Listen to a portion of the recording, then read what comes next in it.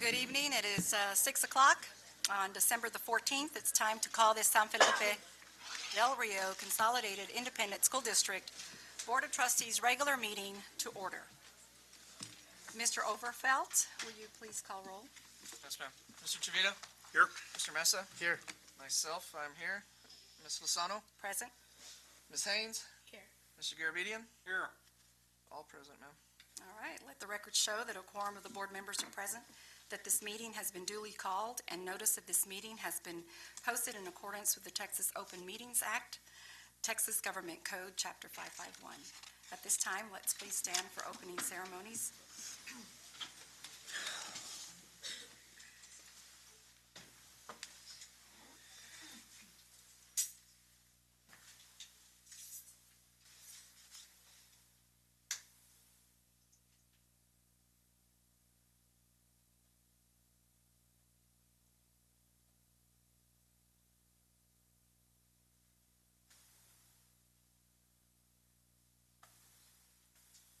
I pledge allegiance to the flag of the United States of America and to the republic for which it stands, one nation, under God, indivisible, with liberty and justice for all.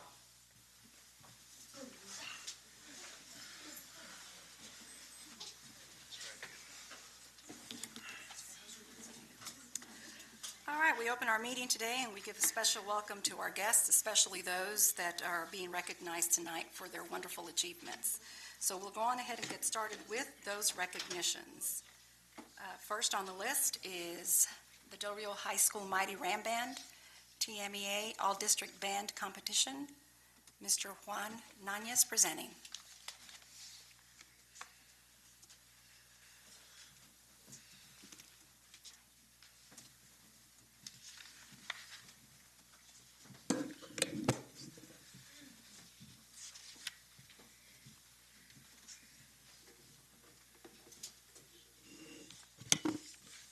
Good evening, Mrs. Lozano, Dr. Rios, and members of the board. Today, I would like to recognize some of the fine arts students for their outstanding accomplishment. The first one is the recognition of the Del Rio High School Mighty Ram Band students that competed and placed in the TMEA All-District Band Competition held on November 14th in San Antonio and have also advanced to the region and the area level. Mr. Rios, please come forward.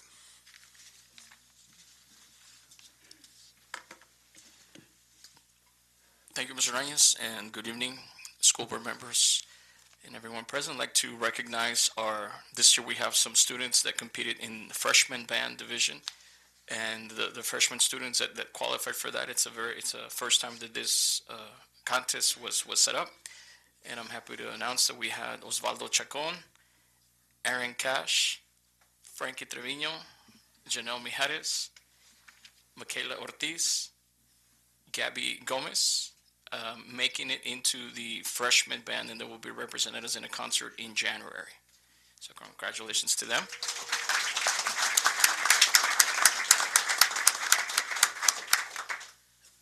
And then we have older students that qualified for district band.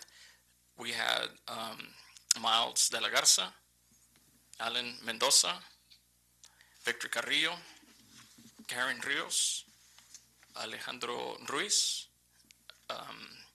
Diego Coronado, and Kaylee Herzog that qualified for district band as well. So congratulations to them.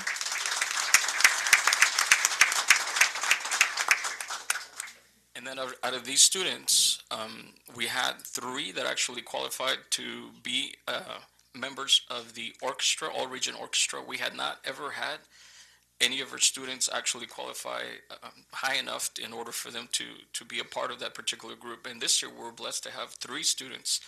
And I want to thank administration and everyone that deals with getting paperwork done, as in checks and things like that, because we found out on Saturday that they had made this particular group, and on Tuesday I had to drive them up to San Antonio for a rehearsal, so I had to get a van and had to expedite everything. So we thank all the administrative personnel for helping us with that. And those students that, for the first time ever, that qualify for the all-region orchestra are Kaylee Herzog, Diego Coronado, And we actually had a freshman this year as well, not only qualify for the region band and moving on to area band, but is actually also being a part of or was a part, they had a concert this past Saturday in San Antonio, and that's Alejandro Ruiz. So congratulations to Kelly, Diego, and Alejandro.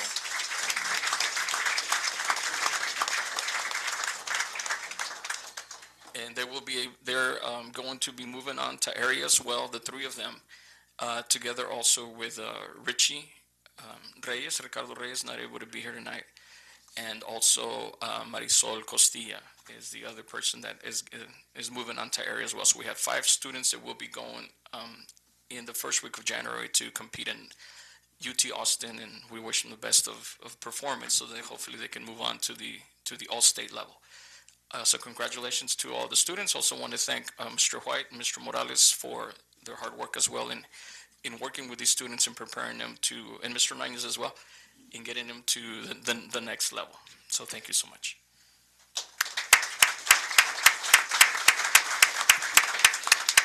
Congratulations again once to all the students and also to the wonderful staff at the high school band. Thank you. Congratulations.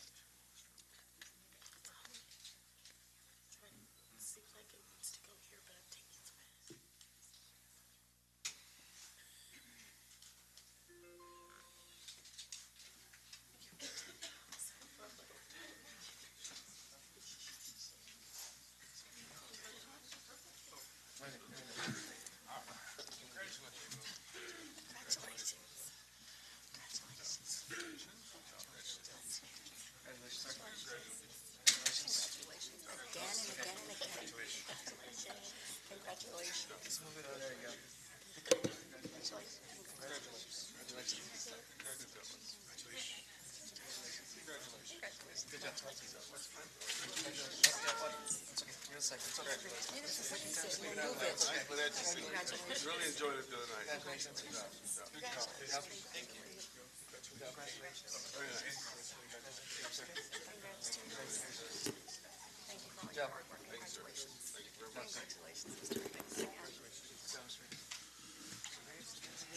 The next group to be presented here to be recognized is the Del Rio Middle School Queen Palm team for their performance at the televised Macy's Parade on Thursday, November 26th, held Thanksgiving Day in New York. This is the second time they attended this festivity. This time I think we have two individuals that would like to address the board.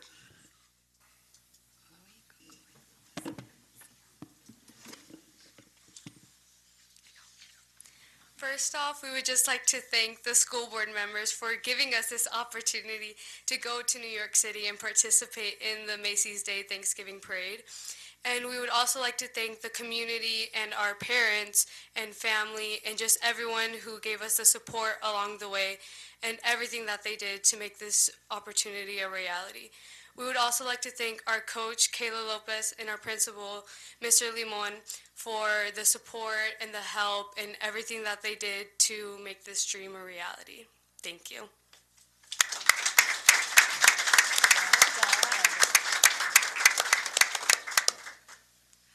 Again, thank you for this amazing opportunity, specifically our coach, Kayla Lopez, and it was an amazing opportunity, and I'm so glad we were able to do this along with our dance team and our cheerleaders. Again, thank you.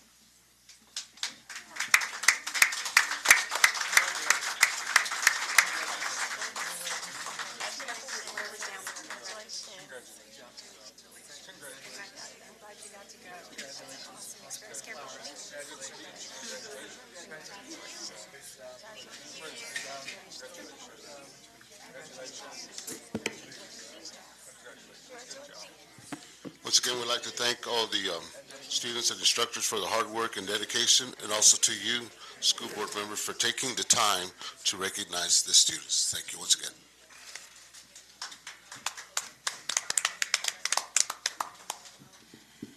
Thank you, and wonderful accomplishments.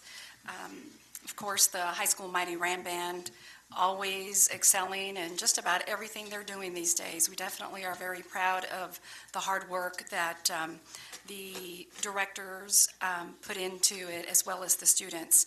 And then what an amazing opportunity that the girls got to go to the Macy's Thanksgiving Day Parade. It sounds like this is going to be an annual thing. So good luck, parents, and thanks for your support. We definitely appreciate it. On to the next group being recognized tonight. It's the Career and Technical Education Recognition of E-Cadet students. Mr. Gonzalez. Good evening, President Martinez Lozano, Dr. Rios, and members of the board. The Career and Technical Education CTE E-Cadet Championship took place on December 5th, 2015 at Del Rio Middle School. 39 teams and 180 students representing all 7 elementary schools, along with 2 private schools, competed in the E-Cadet Championship. E-Cadet is a robotics program started by the Career and Technical Education Department and the local Del Rio High School, FRC, and Del Rio Middle School, FTC, team in 2011 to address the growing interest in engineering and robotics in Del Rio. Mr. John Reed, our lead E-Cadet teacher, will now provide you with additional information. Mr. Reed. Good evening, Dr. Rios, members of the board. Tonight we're here to celebrate a wonderful thing. This is the 4th year of the E-Cadet. Who knew that this would catch on like wildfire? I mean, 39 teams.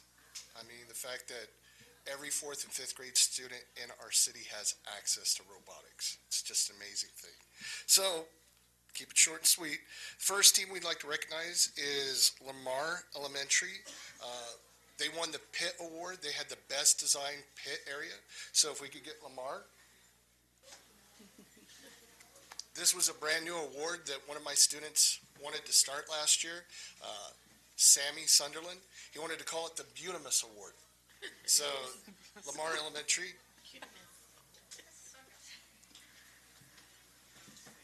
The next award is the Motivate Award. This goes to team 6396 Vaderbots from Buena Vista Elementary. Vaderbots.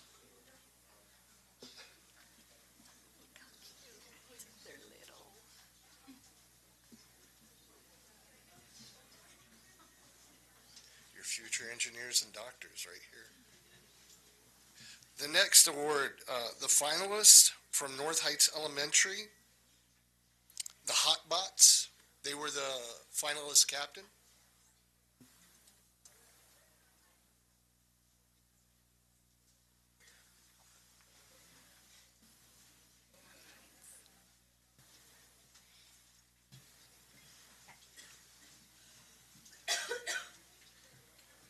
Next, the Eddie Larkin Award. This is actually an award given to a mentor or coach. The kids actually have to write letters why they think their coach or mentor deserves it, and that goes to Leslie Rodriguez from Lonnie Green.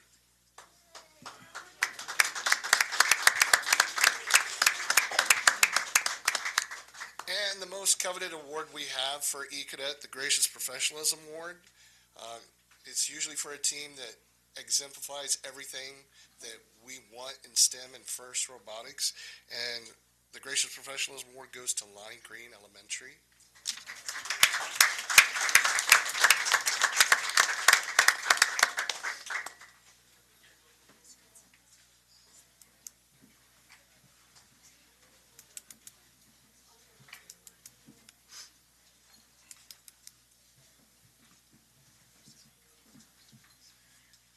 Those are your winners from this year's 2015 E-Cadet Championship.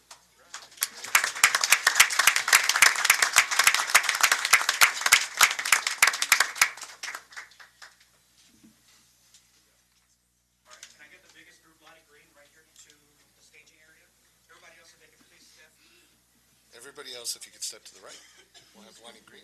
Right there.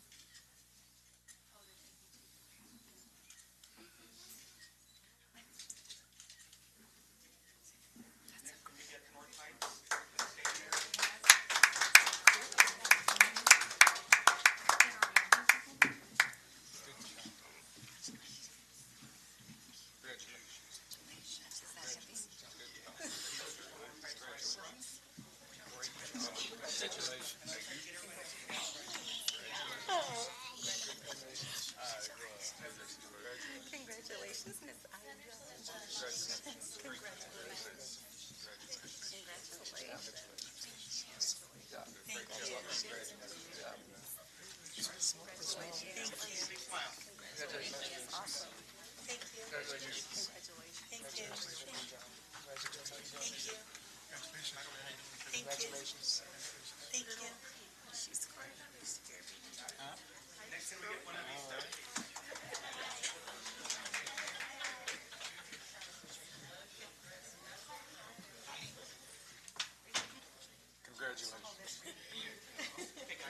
Congratulations. Congratulations. Great job. Good job. Congratulations. Congratulations.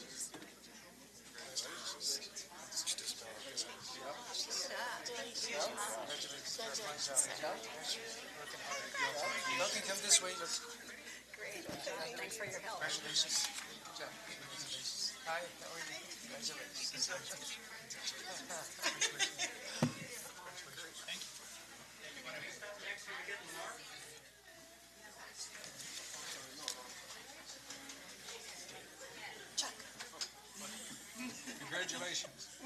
Congratulations.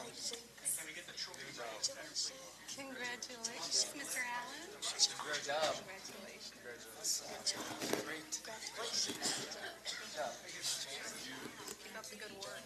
Congratulations. Congratulations. Great job. Congratulations.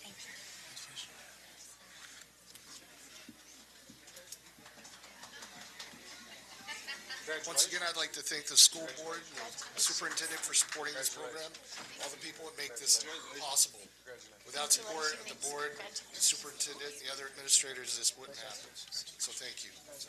Thank you, Mr. Reed.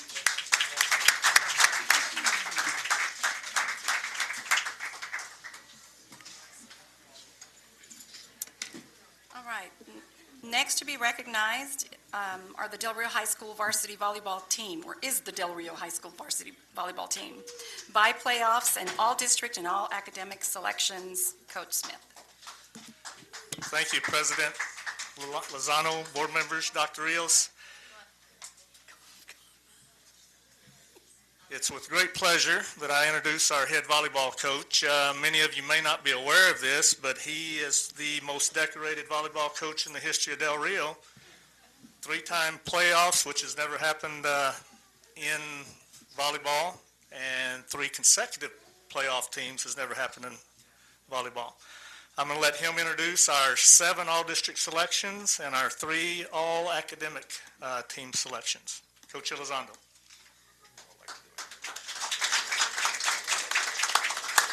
Thank you.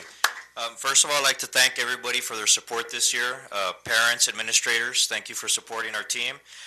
First off, we're going to introduce Outstanding Blocker of the Year, Gabby Santos.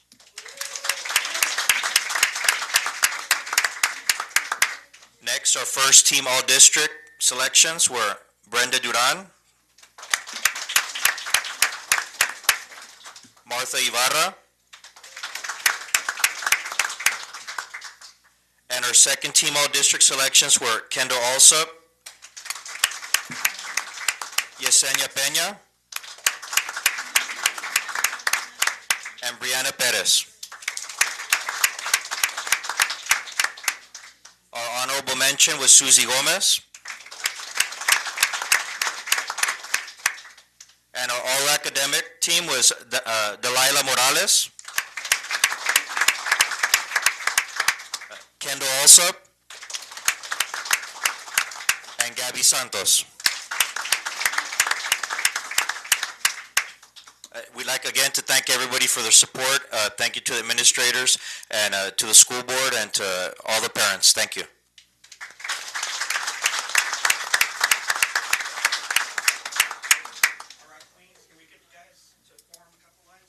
And real quickly, I'm sorry, I'd also like to thank people that are very important to our program. My first assistant coach, Nidia Contreras Fernandez. Elo Valdez. And Coach Sabrina Santianes. She can't be here today. Thank you.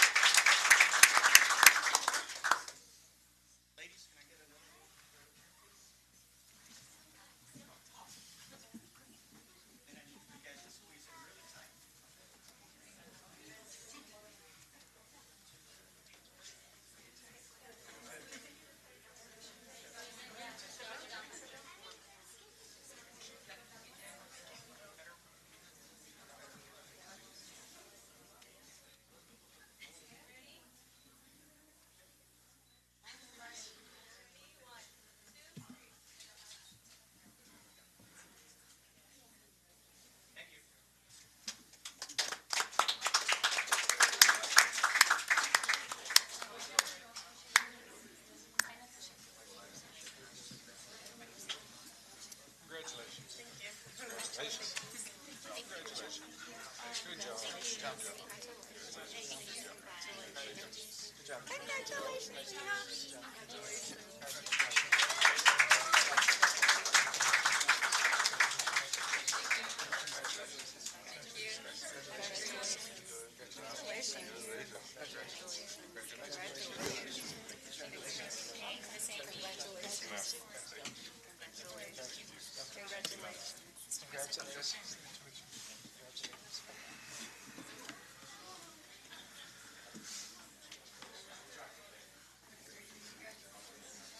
All right, next to be recognized, the Del Rio High School varsity football team and the coaches, district co-championship, by-district championship, area championship, and all-district and all academic team selections.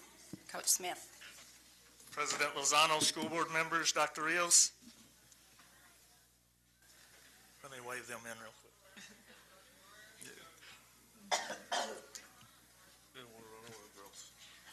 That's a good thing. Shame, shame.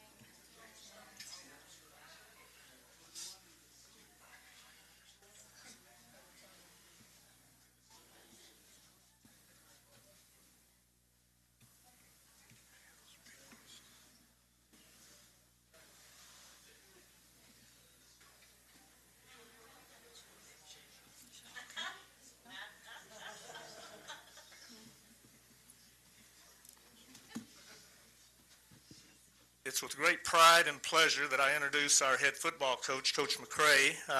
Like President Lozano mentioned, co-district champions, by-district champions, area champions, gave Steele a run for their money, which many people didn't expect. Coach McCray is one of the bright lights in our coaching profession. He does a great job. We got about 30 of the 80 players that showed up today. I'm going to turn it over to Coach McCray. He'll introduce our 21 all-district selections, our 23 academic selections. Wow, impressive.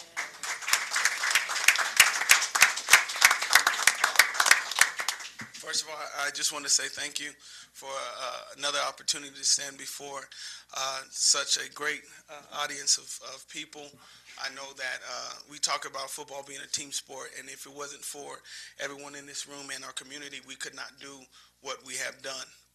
These young men, we brought a small portion. There's several who were playing basketball and had baseball practice for a travel team and various things. But we brought a small group of guys just to tell you guys thank you. I know you invited us here to honor us, but we want to honor you today. with a token of how much we appreciate what you have done for our program, our school, and for the whole athletic department as a whole. So we want to present to everyone on the school board, along with Dr. Rios, he's on the board, along with Dr. Garza and Dr. Barrera, where you at? Over in the corner. So guys, if you would do that for me real quick.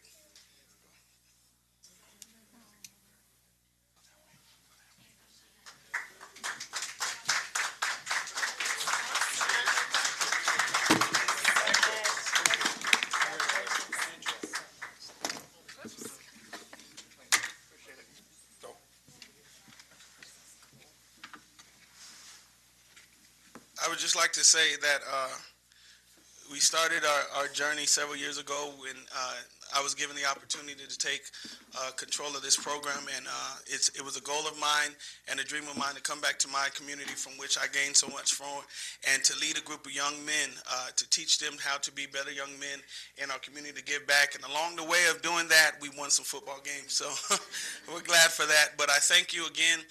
Like Coach was saying, I didn't bring all the names of all our awards. We did have 21 on the football field, and more importantly, which I'm excited about, is we had 23 academically.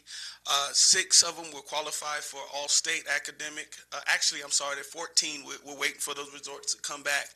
And also, some of our football guys have been nominated for all-state on the football field. So we're just glad to be here. I'm glad to be here. I smile every time I get to stand before you guys because this is an honor. And I just want to say thank you for all that you do. God bless you. And we just hope to continue. We're knocking on the door. We just got to kick it down one more time. All right. Thank you.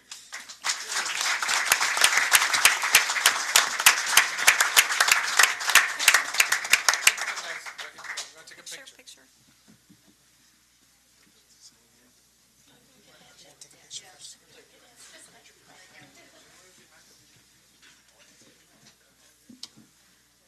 And I thanked everybody, but I also wanted to bring to mind that I don't do this by myself. I have a great support staff.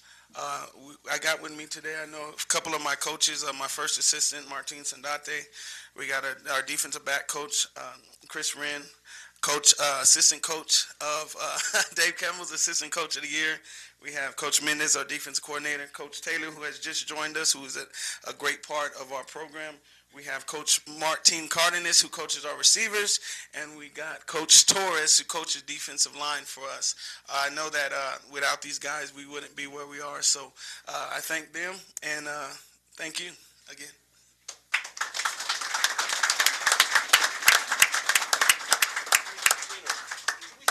Different on the picture. Can we have a football team stand behind the board and they'll sit down? After everybody will come out better, and the coaches, you guys just file around the back.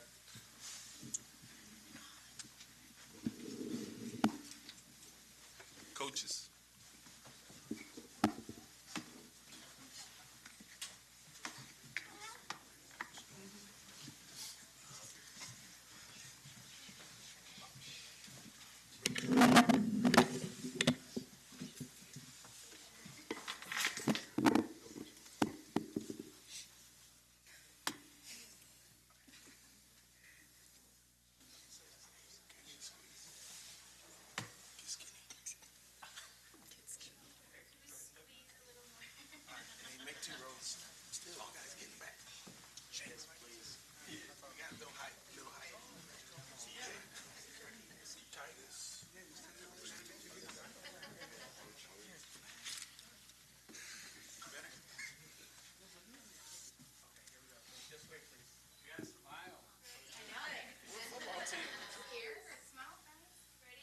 Intimidation. 1, 2, 3. One more. Ready? 1, 2, 3. Thank you.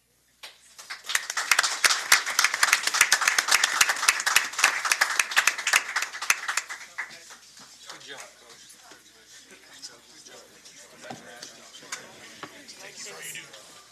Congratulations. Congratulations.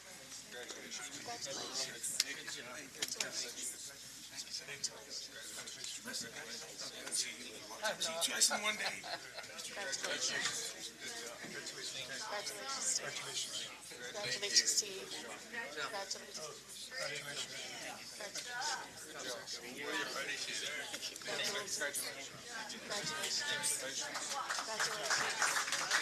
Congratulations.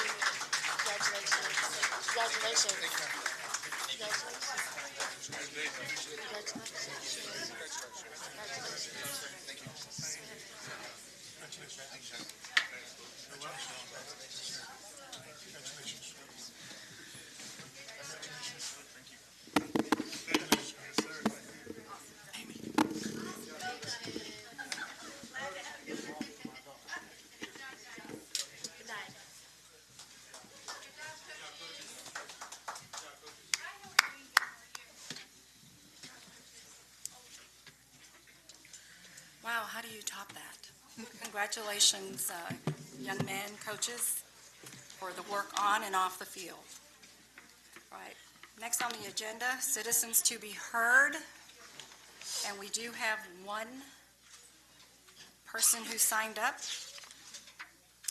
The Board of Trustees, of course, encourages comments from citizens of the district or from district employees. Anyone wishing to speak either as an individual or as a representative of a group may do so at this time. We do have one person that signed up. The Board of Trustees asks that comments pertain to public education issues and be no longer than 5 minutes. Please remember that the Board of Trustees may not discuss or act upon issues that are not posted on our agenda for tonight's meeting. If an issue mentioned is listed on tonight's agenda, the Board of Trustees will defer discussion until the appropriate time during the meeting. Complaints by students or their parents may be heard in accordance with policies FNG legal and local. For employees, complaints are heard in accordance with policies DGBA legal and local. All should follow the chain of command, and if a resolution cannot be achieved administratively, the person may appeal the administrative decision to the Board of Trustees as a properly posted agenda item.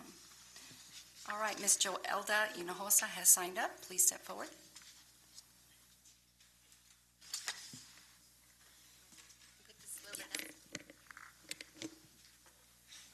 Good evening, school board members. My name is Joelda Hinojosa.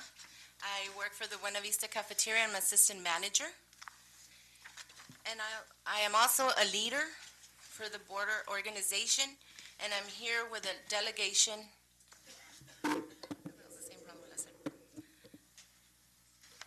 Border organization, please stand up and be recognized.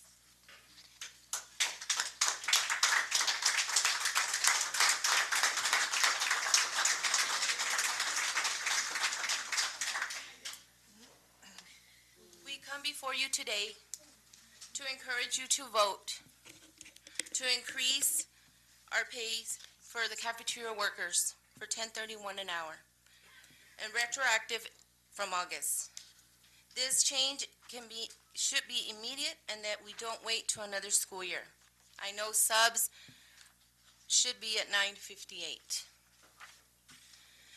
You know that cafeteria workers are not just cooks. We are counselors, we are advisors. And we're always on the lookout for bullying and interference. I believe we are an essential element in making our schools work. As member of the border organization, we have learned to engage and our re-elect representatives to address the issues that we have faced, and that we thank the border members for working with us and taking us serious. Thank you. You know as well as we do that this issue is not just about wages. It has also been of people doing work with being not paid. That was wrong, unjust, I might say. Today, we can make it right. We can wait for your response. Thank you, and good evening.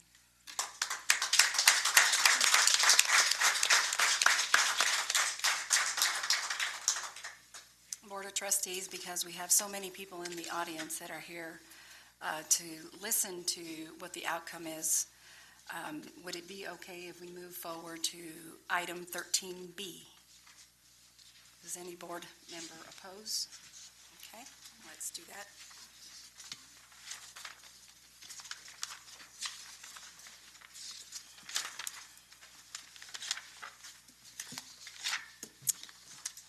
B is the consideration to approve amended budgets for the general and food service funds and updates to the district job classification and pay schedules. Ms. Yanakani Valdez will be presenting.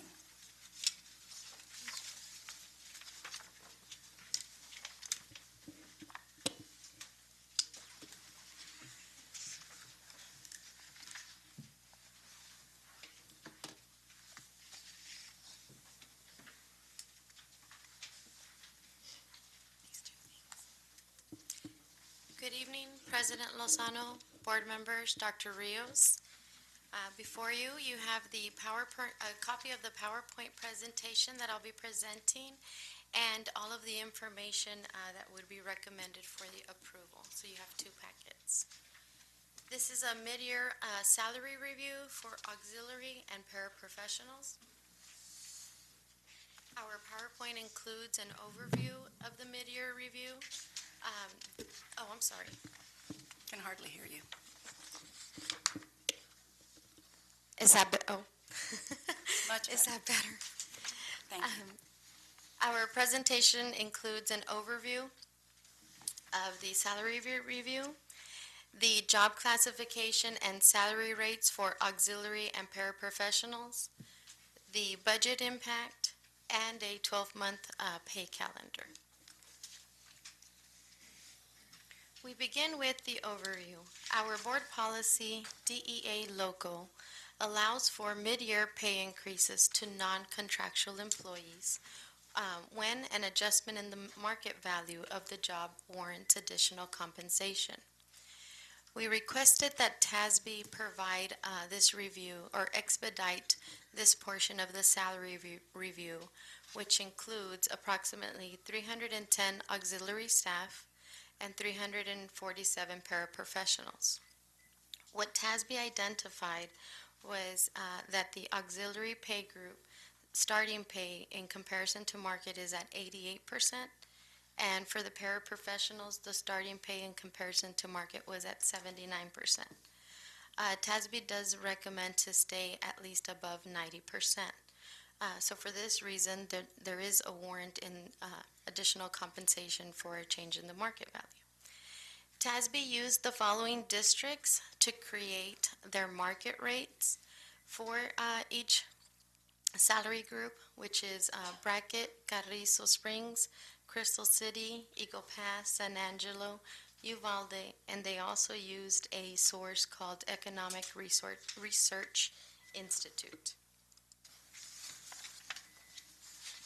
We begin by reviewing the auxiliary job classification, and if it's not readable, you can also look at your other packet, and it would be on the second page.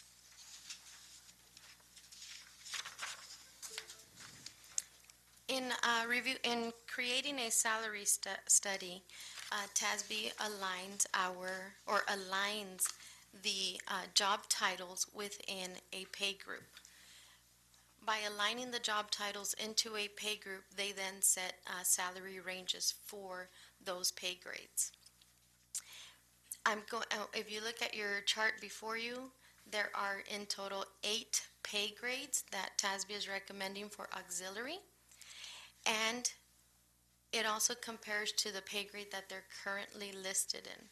So for example, in pay grade 1, it includes job titles that currently exist on our pay grade 1 schedule, which is crossing guard, cafeteria monitor, and food service worker. On pay grade 2, it includes increasing from one pay grade to the next the bus monitors for special education. It includes also changing or increasing the pay grade for custodians. And what is new is the title food service worker cook. In the other districts, or our neighboring districts, which is Eco Pass, San Angelo, and Uvalde, they have two titles or two positions within the food service workers in the cafeteria. One of them is identified as a cook, one is identified as a worker. We currently do not have that those differentiated titles set up. So in order to follow the structure that those districts have, all of the workers that we currently have in the cafeteria will be automatically placed under food service worker cook. And between now and next month, we will provide the job description for that new title and the job description for the food service worker. What we will be doing is setting up staffing ratios on what each campus should have between the number of cooks and the number of workers. And through attrition, we would fill the food service worker role. The food service computer clerk, we previously had on pay grade 2, and the recommendation is also from TASB for it to remain at pay grade 2. And in pay grade 2, which we have groundskeeper and mechanic helper, which were previously on pay grade 2. The other changes that we have on the job classifications is a career pathway is set up for the food service staff, where you could advance from a food service worker or computer clerk into an assistant food service manager at the campuses with lower enrollment, or an assistant food service manager at campuses with higher enrollment, and a food service manager with campuses at the lower enrollment, or under pay grade 5, a food service manager at the campuses with the higher enrollment. So we have that structure also included in this job classification schedule that we're recommending for today. TASB also recommended pay grade 8, and in pay grade 8, there are 4 positions that we currently have under the paraprofessional schedule that they recommend be on the auxiliary schedule. And on the next slides, you'll see the comparisons of the salary ranges. Again, this is in order to align those jobs and place them in their job groups, and be similar to where other districts place them as well. Before I continue, are there any questions? Or would you prefer that I wait till the end? I think you can. Do you have a question? Okay. Mr. Messer? I just had, so what happens to those in 6 and 7? I'm sorry, pay grade 6 and 7? Yes. Well, for example, pay grade 6, TASB identified that these positions be placed there. So vehicle mechanic would would move from pay grade 5 to 6, and HVAC mechanic would move from 5 to 6. The ones that are currently there are the other titles are currently in pay grade 6. And then in pay grade 7, all of the positions that are in pay grade 7 previously were in pay grade 7. Okay. Okay. I understand. So from these job classification pay grades, we then TASB then provided market rates. TASB's market rates that they provide are at a range. So they have a beginning value to a max value. In order to create a mid-year table, we merged the values that TASB recommended and the values that we have on our current table. And it's not very easy to see, but the values that are in gray, for example, are the values that TASB recommended by pay grade, by step, and these values were higher than the values on our current tables. So this would adjust those pay grades and the steps of those pay grades to the market value that TASB is recommending. Now, the red marks down here indicate that the values after the red lines, or the steps after the red line, exceed the range that TASB recommends for that pay grade. Are there any questions? And again, I'm showing you the table that TASB recommended, or the merging of the starting pay and step values that TASB recommended to what we have. So the ones that are in white are the current hourly rate for that pay grade in that step. And this is when I say it's current, it's because, for example, the value on step 14, pay grade 1, our table is at 1148, and TASB's table was lower. Again, that's why we were merging the two tables, because it wouldn't be appropriate to lower the value of a currently placed employee at that step. So for those, so you can, on the next slide, if there's no questions there, on the next slide is a snapshot. Oh, I'm sorry. Hold on. Well, no, I wanted to clarify Oh, something, okay. but if there's a question, I'll wait. Mr. Mesa, I believe, might have a question.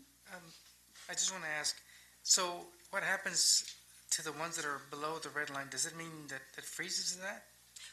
Well, we're not at that point. We currently still have 45 steps. So I'm just, how do you say it? I'm just showing you what the ranges would look like.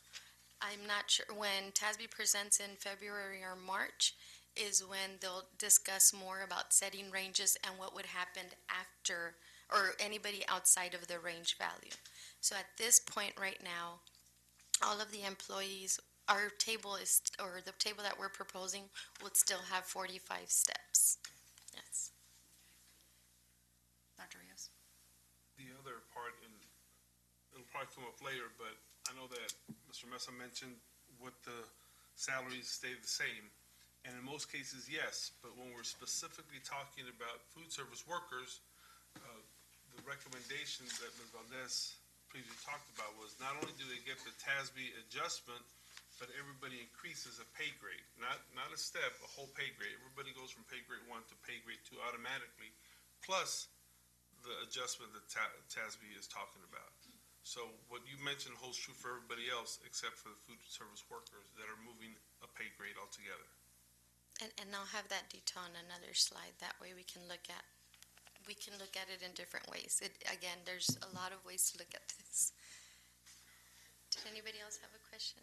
No, but you're going to explain what he just said, right? 'Cause Yes, ma'am. You hadn't even mentioned that yet, right? No, not yet. Okay. Not yet. No, not yet. Okay. At the time that we created the table that was on the last slide, so this is a snapshot of where our auxiliary staff or our hourly employees are placed by pay grade and by step. Now, when we put this information together, there were 74 employees that would not see a change in salary because their placement and the value of the step that they are placed on, based on TASB's recommendations, is at market. When we identified that there would be 74 individuals that would be placed, that would not see an adjustment to the market because of their current placement, which I believe in pay grade 4, there were some titles that remained in pay grade 4. So if those employees were at a higher step or a higher valued step, according to the way we set up the first phase of the tables, they would not see a change. So after we identified that there was employees on the auxiliary and also on the paraprofessional, which is on a later slide, the recommendation was made to adjust the tables by moving the pay grade 1, moving the values up 1 pay grade. So what that means is, for example, in pay grade 1, if you look at your job classification table as you're looking at this slide, in pay grade 1, Those individuals stayed in pay, those titles that stayed in pay grade 1 and are in pay grade 1, the starting pay for that pay grade was at $8.12. TASB recommended $9.28. So, as I mentioned, we moved the table up by one step so that the proposed starting rate is $9.37. So in pay grade 1, if there are any employees that fell outside of the changes in the steps because of their market value and being at a higher step, they would not have seen anything. But now by proposing the change to the table, by moving the value up by one step, at a minimum, employees would see an increase equivalent to a step. And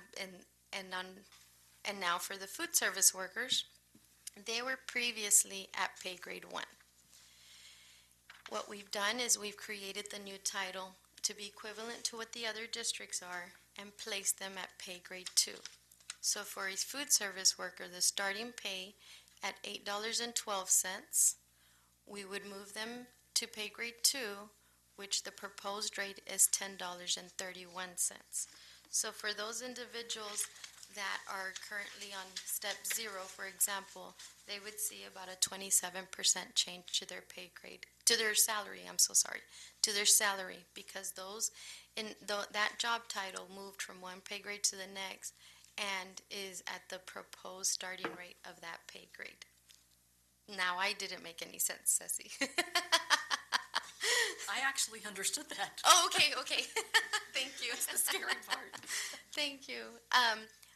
But this table right here, what it does is it shows you what the starting hourly rate is for that pay grade, what TASB recommended for the market, which again, and then what we're proposing, so that at a minimum, the employees that would not have seen any change in pay would see at a minimum at least the value of one step change in pay. And again, this is very very complicated because it's based on where you are, based on if you changed a pay grade or not, and based if you changed if the step that you're on changed market value. Those are the ones that would see a larger difference than the ones who have more experience, or more years in their position and are at a higher step. Mr. Messi. Sorry, Nakani, but No, that's okay. okay, because the pay grade 1, okay, I see food service worker, so it'll stay there. Oh, the title will stay there, sir, yes. But everyone who is currently employed as a food service worker will now become a food service cook, because this would allow us to be comparable to the other districts who have one title in one pay grade and another title in the other pay grade. However, since we do not have that currently set up, it would be difficult for us to distinguish because everyone shares those Right. responsibilities. Yeah, I'm just restating what you said a little while ago, that in further slides along the way, we'll see this. And I know that you mentioned, for example, you'll see how many cooks are needed at one campus Yes. versus another campus. And then if any new people come in that are hired as not cooks, but food service worker, then they go in pay grade 1. Yes, sir. Okay, that's what I understand. But the current workers, they all go to 2. Yes, sir. All current workers would go to pay grade 2 under food service cook. I just got to take the This is opportunity. complicated. Absolutely. I just want to take the opportunity to make this comment because I'd hate to have to explain it later. But if a food service worker was to leave the district and then 6 months later decide to reapply, we obviously want to hire them because they have that experience. But they just have to be understood that now they're not coming in as a cook, they're coming in as a food service worker. So they would take a cut in pay by leaving the district and then coming back. And I think that needs to be clear because, one, we want to emphasize longevity, but two, we just want to be real about what the positions would be and how they would change when we set those ratios. Right. And the ratios would obviously be by campus, but through attrition, until we reach the point that our staffing levels by campus are at the ratios that we set, then of course after that point is whatever vacancy, I'm sorry, whatever position becomes vacant, we would fill for that vacancy. But at this point, we will set up those ratios so that we are monitoring what vacancies we'll post. I guess when you come up with the job descriptions, you'll be more specific as to Yes. the duties involved. Yes. Because, been there, done that, worked, so many years with the district. I mean, everybody does their part pretty much in preparing whatever food is brought. So I guess whoever uses the oven or you'll spell it out in the job description. It'll be more specific for everyone. Yes, sir, and we did receive copies from the 3 districts. So that way we can take all of, take the information, how they have it worded, in order to present the job description in January. Do you anticipate that in those job descriptions, if someone comes in as a pay grade 1, they would never cook? So maybe they'd be on a serving line, or? I haven't read them in detail, so I'm sorry. I couldn't answer that question. Okay. I did receive all the copies, and that would be my next task, is to begin to create them. Okay. But they would be clearly Not cooking. outlined. But Yes. those that are currently working are all pay grade 2. Will all Would be move to considered pay grade 2. cooks. Yes. Okay. Yes. Thank you.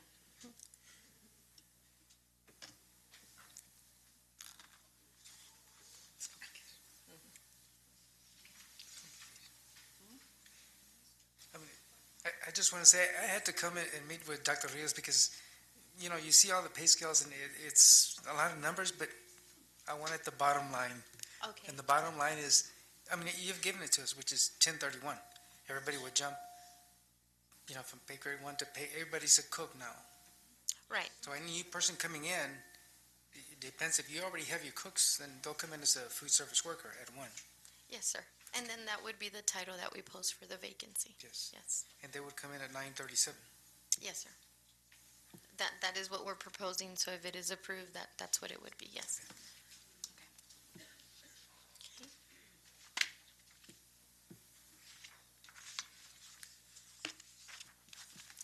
Are there any questions? Those last slide, or the slides we just reviewed were for auxiliary. We have the same format for paraprofessional, but if there's any questions for auxiliary, since we're still on those slides, if not, I'll continue. Anybody else? No? Or we can go back, but, okay.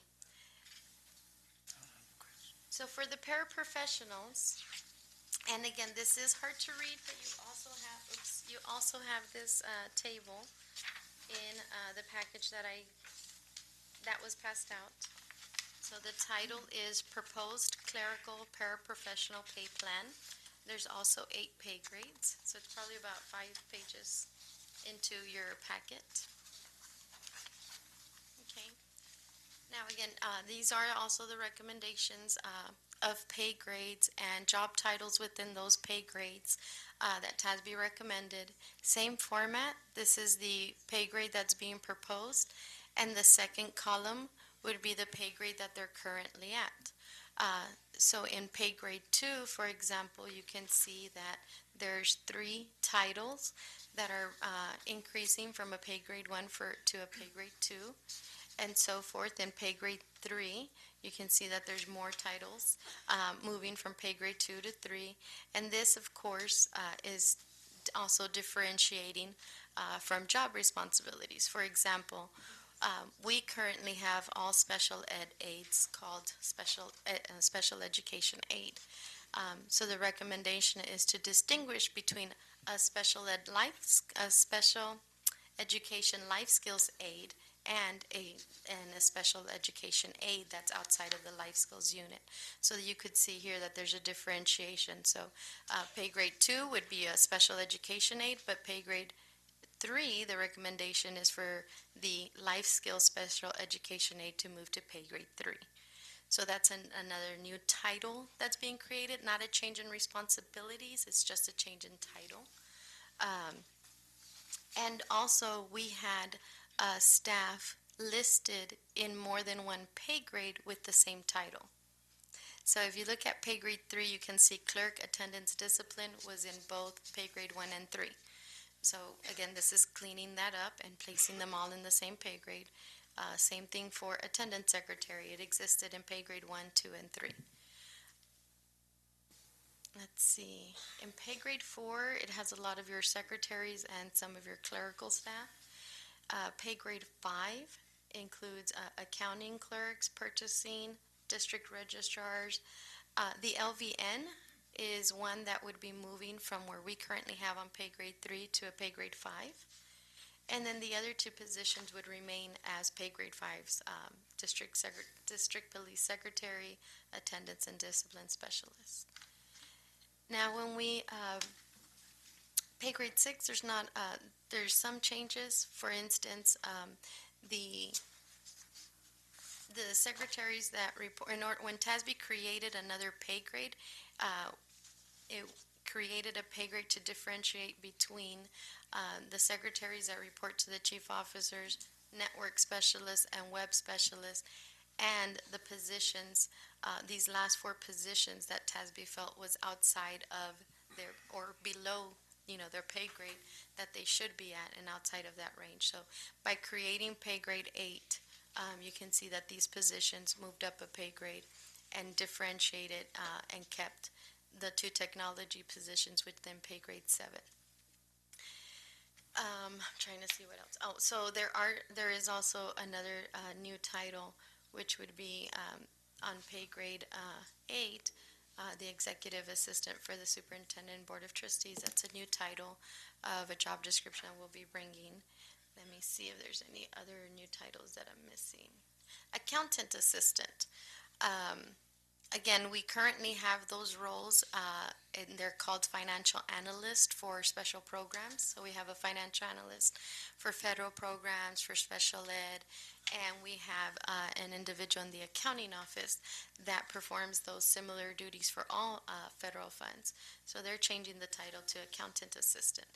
Again, it's not a change in their responsibilities, but TASB's trying to align some of our titles to what's out in the market. Okay.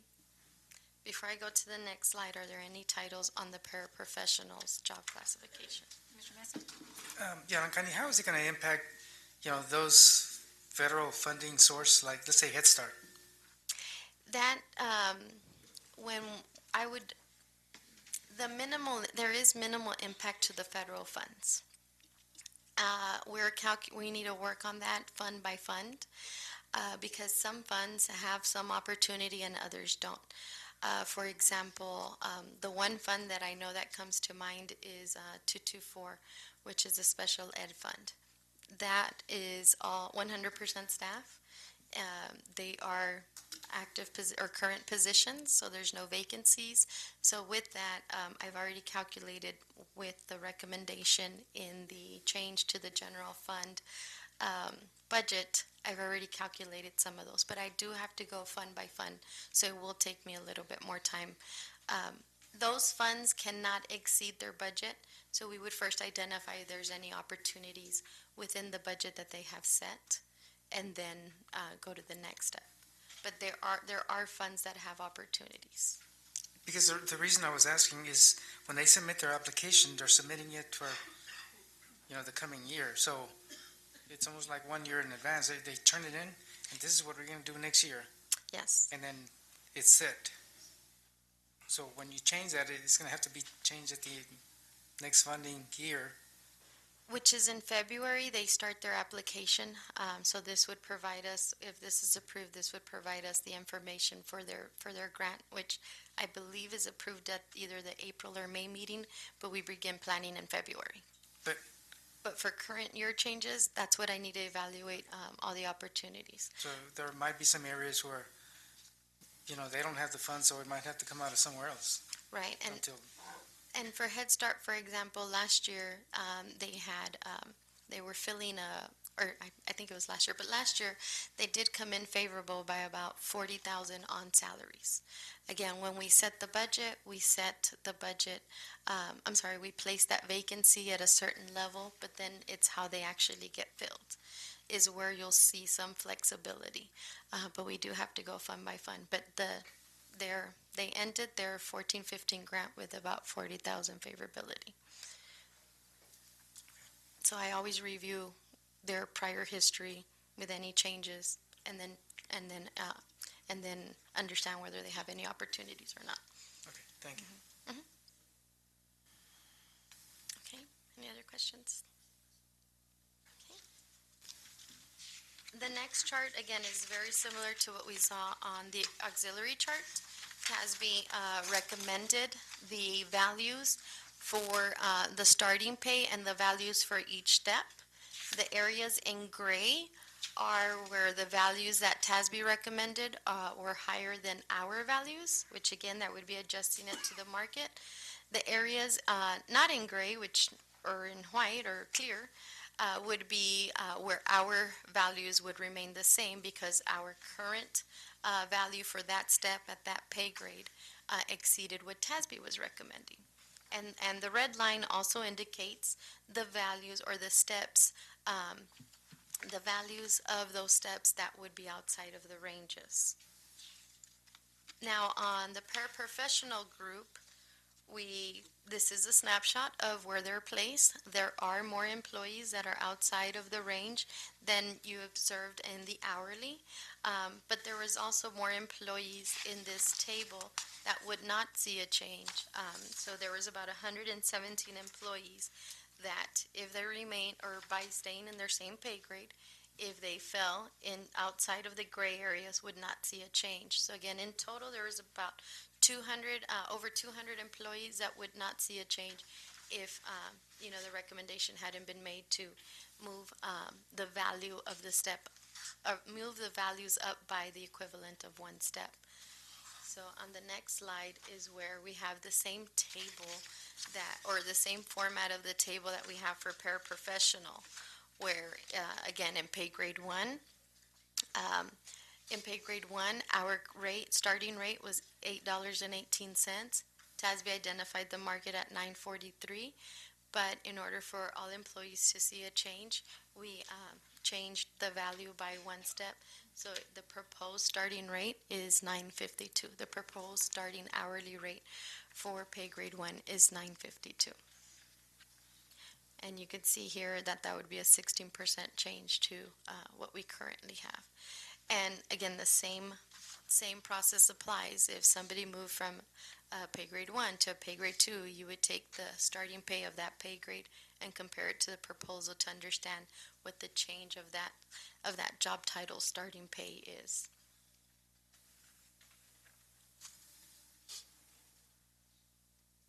Are there any questions on those two tables? I'm sorry. Yes. I'm sorry, Deb. So let's say go to pay grade 2, it Yes. would be 1048. Yes, for example, there was 3 positions, which I believe are these 3, or the 3 titles, which I believe are these 3 that move from pay grade 1 to 2. So if that employee or that table's starting pay currently is at $8.18, it would move to $10.48. Retroactive. Yes, that's what we're going to recommend is retroactive to the start date of the 15-16 fiscal year. Okay. Okay. Yes. It's just a clerical, to make sure everybody understands, because on pay grade 8, on our sheet, 8, there, it says superintendent and the board of trustees. There, I'm sure it Oh, doesn't say secretary. I must have not expanded I don't the. want to get now. No. We don't get paid to do this. Thank you for noticing that. I was trying to fit everything on here as best as I could, but Thanks, but no thanks, okay? So I must not have expanded that enough. But Just in but case the anybody tables got- that you're approving, Yeah. Yeah. you can see every Just in case single anybody got a title. hold of it and was like, the board's making $22 an hour. I'm so sorry. I'll go back and correct that. so that if anybody does request this PowerPoint, I can go back. Can I borrow your pen? Thank you so much for pointing that out. Yes, ma'am. If anybody requests the PowerPoint, I will update that part of it. Thanks for catching that.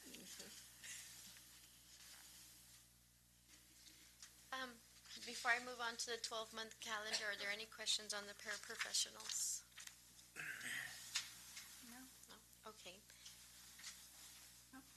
The recommendation was made that pay be all year round.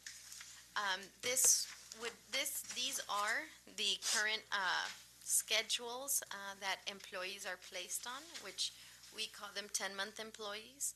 So their first paycheck is on September 15th of this school year, and their last paycheck would be June 30th, 2016 of this school year. So this is, I'm ignoring the actual year that they're on. This is, a format that we would use for creating our next year's tables or our 16-17 tables, and where we would recommend, but again, where we would recommend, where the recommendation would be that the start date be in September and the end date be August 31st, which means that employees would have 24 pay checks versus 20, which also means that if we implement that in this current year, with being in the middle of, the pay period, pay calendar, they would see a reduction in their paycheck in order to extend it out to have more paychecks.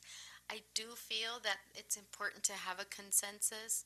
That can happen this year, but I really, do think that we would need a consensus from all employees, and that would take some time to obtain and place us even further into the pay calendar. And at this point, I would recommend that we start that next year, but again, we could meet with employees, and if everybody agrees, then that could be at a later date throughout this year. It wouldn't change how much they earn for the year, but again, their individual paychecks would change because we would be extending the number of pay periods. So at this time, our recommendation would be that it start next year, but again, we would have to have a consensus from all the employees in order to be able to do that, because everybody is tied to a calendar, or everybody's profile or position is tied to a calendar. Are there any questions on the calendar? Mr. Oberfeld. So, in looking at going to the 12-month pay calendar there, and getting the consensus there, because that should be something that comes from those there and not the six of us up here. Right. Over the next X amount of months, really after we come back from holiday, there's when that would start going. You would meet with each individual group, I guess, and then explain how it all go, and then through democratic process they say majority says yes, or you're looking for something unanimous out of everybody. Well, preferably it would be unanimous, but yes, I have talked to one other district, and they all agreed that they would go with what the majority requested. So I think, again, we would meet, since you can see we have, I'm just going to throw a number out there, maybe about 10 different calendars. For example, you could have the crossing guards that work 4 hours agree, and the crossing guards that are on 188 days not agree. So each calendar is set to that profile. So the employees that are on 179 days, if they say yes, and the ones that say on 188 say no, that's okay. It doesn't have to change. It doesn't have to change for all the job titles. It has to change by the calendar that's set. Okay. Yeah, because I think that's a decision that lies with the employee, and again, not us up here. So. That's correct. I included it in the PowerPoint because it was also a request that was made, but the calendars, since they do not change pay, would not require approval. Okay. Thank you. But important to have consensus. And in those discussions where you would try to arrive at a consensus, would each individual employee know what their personal check will be impacted by? I mean, how much they'll lose or gain, or at this point, they probably all lose, right? Right, To make it stretch out till August. right. At this point, I tried to do a calculation, the majority would lose, even if it was, $20 per pay period, but the majority would see less. They wouldn't lose, they would see less. I mean, it would really have to be a consensus for all, but we could know how much the change is because once approximately, I think is it July? At the end of June is when we present, the proposed salaries, the proposed tables. So by that time, we have an idea of, what it is that they would, what values they would be placed at in their new contracts. Or if they don't change, they could do the calculation with the current contract that they have now. So, they would be able to do we can help them do that calculation. Okay. Sorry, I really, really went off on that one, but we can help them with that calculation.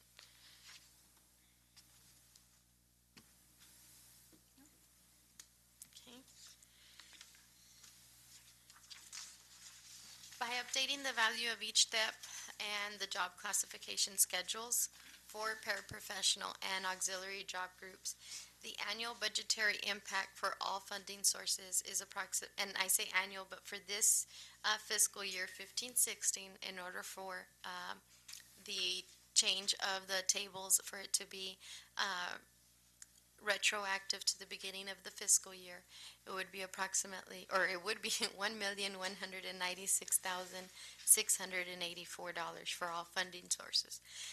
When we had previously began these conversations, we also discussed how food service, if it has a max, that it can go, which was about $100,000 that we currently had as a favorability to the projected to that fund. So we had discussed that we would make adjustments into the general fund to absorb in order for us to be able to do a change to the tables, and food service still be its food service fund and stay within the max that fund had available. There are employees are allocated to the food service fund that are outside of the cafeteria. For example, the fund currently supports food service, now cook, computer clerks, assistant managers, a supervisor, a budget clerk, and a data clerk. It also the warehouse is allocated between general fund and food service fund. And there's also some custodians allocated between general fund and food service and a technician. In calculating all of the changes, the warehouse staff was the total of the warehouse salaries that are allocated to food service were the group that we could move out in order for the fund to stay balanced within what the projected net income is of about $100,000. So all of those changes are already calculated into the proposal of what the fund balance adjustment for general fund would be and the budget amendment for food service would be.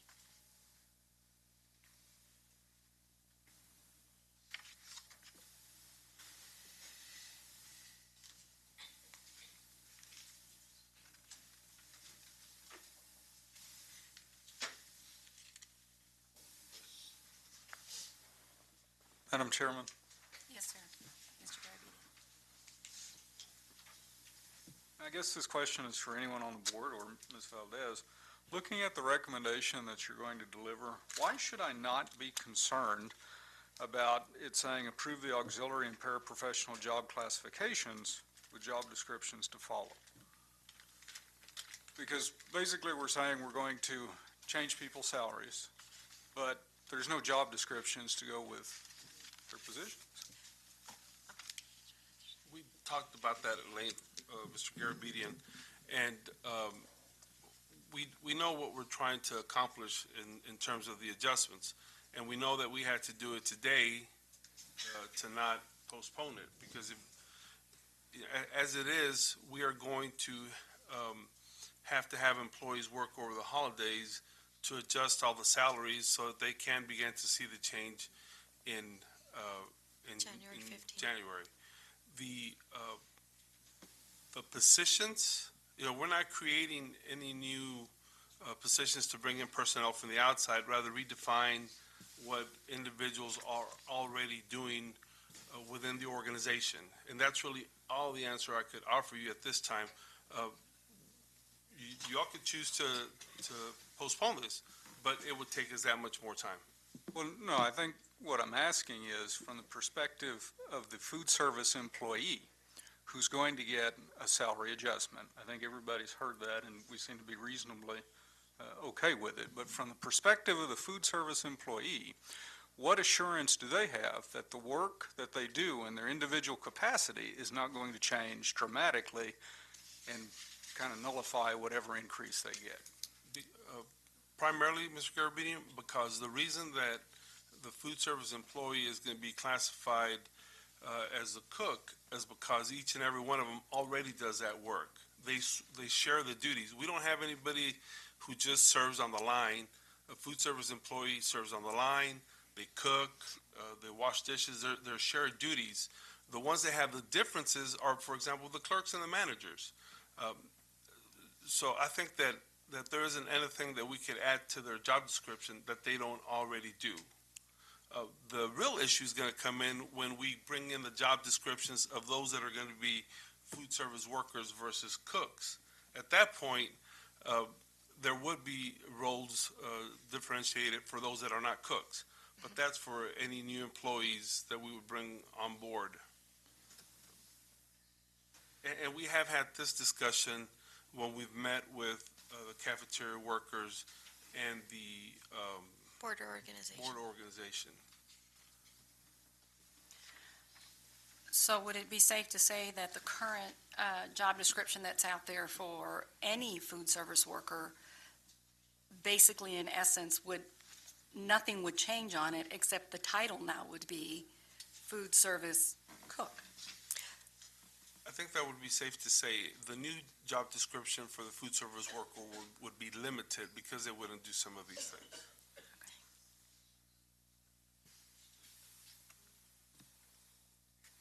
Yes, because we want to be sure we safeguard That's my concern, right? our current food service now cooks. Increasing someone's pay is what, the primary interest has been at this point. But we also want to make sure that people understand that when we say, change these classifications, parentheses with job descriptions to follow, that it's not some kind of bait and switch, that we're going to pay you more, but you're going to dramatically have a different job. And besides the point, Mr. Garabedian, you all would approve these job descriptions, and we would bring them to you before we implement them. So I think that's one guarantee you have, that you all would have the opportunity to review and approve. It would be a very transparent process. it would compare like currently what someone does versus a new description. Yes, sir. And I think that in our relationship that we've established with the food service workers, that would be part of the discussions as well, where we would get their input in the monthly meetings we've been having with them, and make sure that everyone is clear on it, and then we would bring it up. By the time we bring it with a recommendation, it would have been fully vetted out with the managers and the current employees. Everybody would weigh in on it, and we'd work real hard to make sure that we had a consensus so that everybody was defining their roles. And then y'all get to vote on it.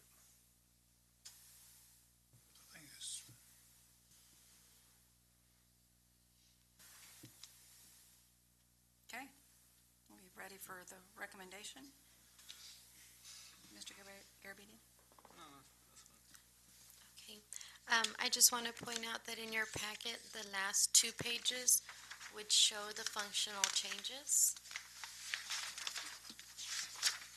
The functional changes for food service and the last page is food service, and then the functional changes for general fund.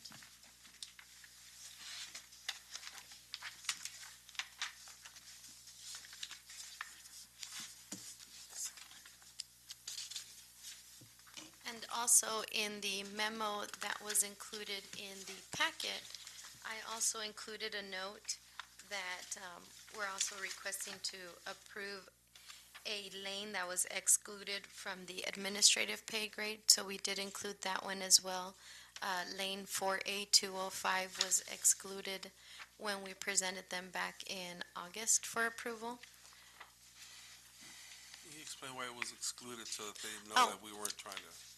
In the past, when we would present the lanes, I think there was maybe about 30 lanes that we had on the admin job schedule, and it would go on for about 3-4 pages. So we were cleaning it up to only show you the ones where employees were placed, and we just hid one too many.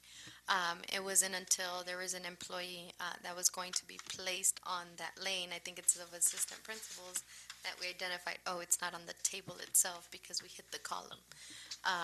But the value of the daily rate is simply taking the daily rate times 205 days, which is the lane that it's on. There's a 202 lane right next to it and a 226 lane on the other side. So we just hid one column too many when we were trying to just minimize it to the lanes that were currently active.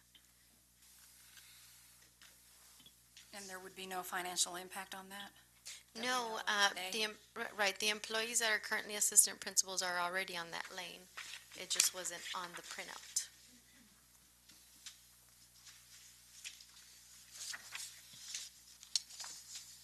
Okay. The recommendation I will read as as it is displayed on the screen, and then I will also add the administrative schedule to it as well. So if you'd like, I can begin reading the recommendation. Sure, proceed. Okay. The recommendation is to approve the auxiliary and paraprofessional job classifications with job descriptions to follow and compensation schedules to grant a pay increase for these non-contract employees effective with the 2015-2016 fiscal year start date, with an increase to the general fund budget from fund balance of $936,419.73 and an increase to the food service budget of $99,568.15. Also to approve the administrative schedule with the 4A205 lane. Okay, we have heard the recommendation. Do we have a motion? I so move. Mr. Chavita, second by Mr. Mesa. Any further discussion? Just a comment. Mr. Overfelt? Just to make sure for everybody who's in here, from the vast majority, there's our ladies from the food service there. Those who were on 1, pay grade 1, are going to 2. Going to be reclassified as that new title, right? Food service cook. And the steps start now at $10.31, and then go on up from there. And in addition to that, everyone who went over is getting the step increase also, right? So we're changing pay grade lanes, and we're getting a step up. Or I've got it backwards, or? No, the value that they will see will be on pay grade 2. Right, because it moved. And each pay grade moved up the equivalent of 1 step. So if somebody is on pay grade 10, they will stay at that step, but the value, they will be placed at the value of that step on pay grade 2. Okay. Yes. All righty. Just want to make sure we all understand what's happening there for those in the audience, because they're the ones that brought this about, and their concerns. So just want to make sure everybody knows what's about to happen. Madam Chairman, Mr. Garabedian. on these soon-to-be produced job descriptions, will the employees and their supervisors have say-so in what they look like? Yes, sir. Maybe part of those discussions? Yes, our plan is to create the draft on Wednesday. That way we can send it out by at least the first week of January, so that I'm not sure what the next meeting is for the board organization, but again, so that we're ready for our managers' meetings, if any staff would like to meet with us, or before the January board meeting. But yes, we're working on them this week. Mr. Chavita? Yes, and I just want to say that this is the second time that I hear this presentation, and it's pretty much clear to me that it's a good one. And I think it's starting pay. The recommendation was made that we go up a step. Everything is cleared, and I think it's a good one. I too want to say thank you to the administration for really working closely with all of the cafeteria workers, because they're not all ladies, I know that, and as well as the board of organization to try to, make sure that their pay is comparable to what the market is calling for. So thank you for expediting that process. Yes, Yes, sir, Mr. Mesa. Les quiero dar la sincera agradección a todos los que vinieron a hablar aquí, porque ustedes les dieron voz a todas las demás personas, no nomás las de Food Service, sino que todos los otros empleados que discutimos ahorita van a recibir un sueldo, un aumento al sueldo. Y ustedes que vinieron a hablar aquí, yo sé que fueron algunos cuantos, pero es importante para nosotros de oír de los trabajadores que tenemos tan buenos aquí en este distrito y hacer todo lo mejor que podamos para usted. Y les agradezco. Y también quiero dar las gracias al señor Dr. Ríos y también los que trabajan con él para que, bueno, ellos empezaron en tener las juntas con ustedes y llegamos a una posición que estamos, bueno, contentos nosotros aquí y ojalá que ustedes también. Y como les digo, es muy importante de nosotros oír de ustedes qué es lo que está pasando en las cafeterías y si no están en acuerdo con algo, pues es importante que hablen y que tengan voz para todos. Y les agradezco.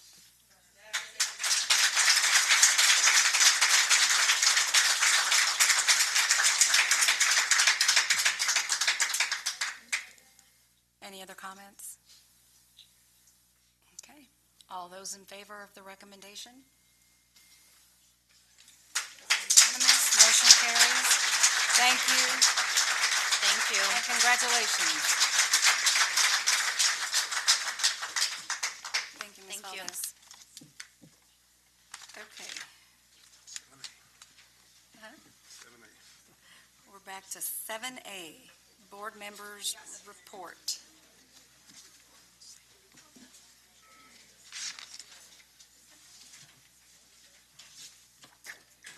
All right, next on the agenda, I will be presenting the annual Board of Trustees Continuing Education Credit Compliance Report, which is an annual report. It's required at the last meeting of the calendar year. A little celebration going on there. Per board policy BBD legal, the board president shall announce, and the minutes must reflect the following items: the name of each board member who has completed the required training, who has exceeded the required hours of training, and who is deficient in the required training as of the date of this meeting. There are 3 tiers of education, continuing education, that are required.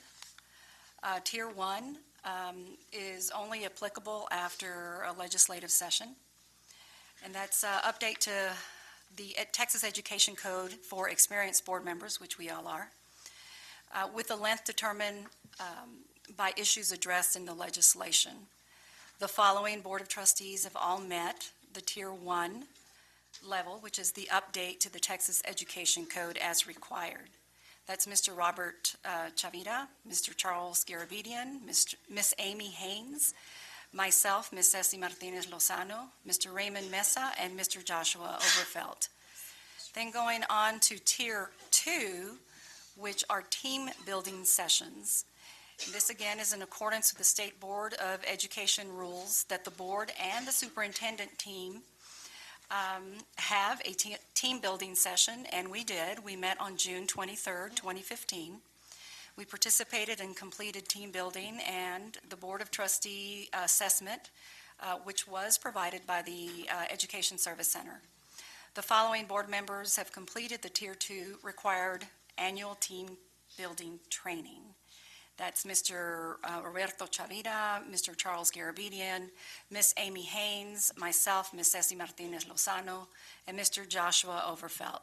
Mr. Mesa was unable to attend, however, he did view the recorded meeting and therefore did meet this requirement. And then the last tier, which is Tier 3, is the discretionary continuing education, which requires experienced board members to receive at least 5 hours of additional continuing education every year. The following board members have all exceeded the required number of Tier 3 continuing education hours for the year. That's Mr. Roberto Chavira, Mr. Charles Garabedian, Miss Amy Haynes, myself, Miss Ceci Martinez Lozano, Mr. Raymond Mesa, and Mr. Joshua Overfelt. In addition, the board president shall receive continuing education related to leadership duties of the board president. This was completed by myself at the 2015 Summer Leadership Institute held in San Antonio. Completion of the required annual training is an obligation and an expectation of any board member under State Board of Education rules. Betty, would you please ensure that the minutes reflect the continuing education credit compliance report as per Education Code 11.159, 19 TAC 61.1J. Last year, Mr. Garabedian distributed the framework for school board development as exhibit of BBD. And again, I'd like to distribute that. Sign that way. This framework has been approved by the State Board of Education to provide the critical areas of development for all public school boards. This framework requires that we annually assess its development needs as a corporate body and individually to gain an understanding of the key areas: our vision, our structure, accountability, advocacy, and unity, which is needed to provide educational programs and services that ensure equity and excellence in the performance of all students. So everybody did meet the continuing education requirements. Thank you very much for your dedication. And we will now move on to 7B, which is the board member handbook. And it's listed there as myself presenting, but I have asked Ms. Sandra Hernandez to go on ahead and help present that. On multiple occasions, we've actually mentioned the school board handbook, and I believe it's time that we actually hold a workshop, which Ms. Hernandez will tell us more about, so that we can ensure that everyone gets to give their input. Thank you. Good evening, Mrs. Lozano, Dr. Rios, and members of the board. I have shared with you a copy or a draft copy of the board member handbook. This handbook, when we met a couple of months ago at the wishes of the committee members, to present a draft for a board member handbook.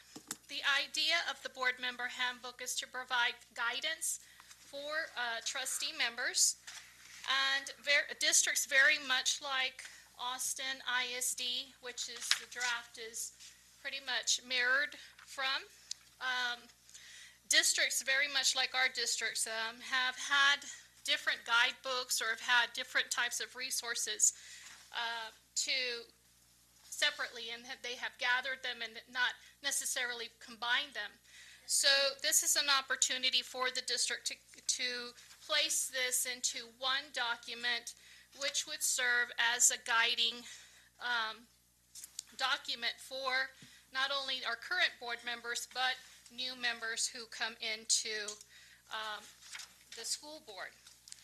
Austin ISD experienced very much the same similar issues that Del Rio is experiencing in terms of we have changes in policies and operating procedures and documents, and because over time we've had new members and experienced members, there is a need for maybe perhaps gathering that into one document. Austin sought the support from TASB's leadership services, and they met with Phil Gore and Bill Niemer, and both of them are consultants, and spent time with them in a workshop, and they came up with this board member handbook. The idea of the handbook is to help guide members, as I mentioned before, in terms of governance, board oversight, and board protocols. And as I got to speak with Phil Gore, who is the director for the TASB's Leadership Services, simply states that this is best practices for the board, to be able to have a handbook so that your current board members have it as a quick reference guide, but also serves as a tool and a resource for new members.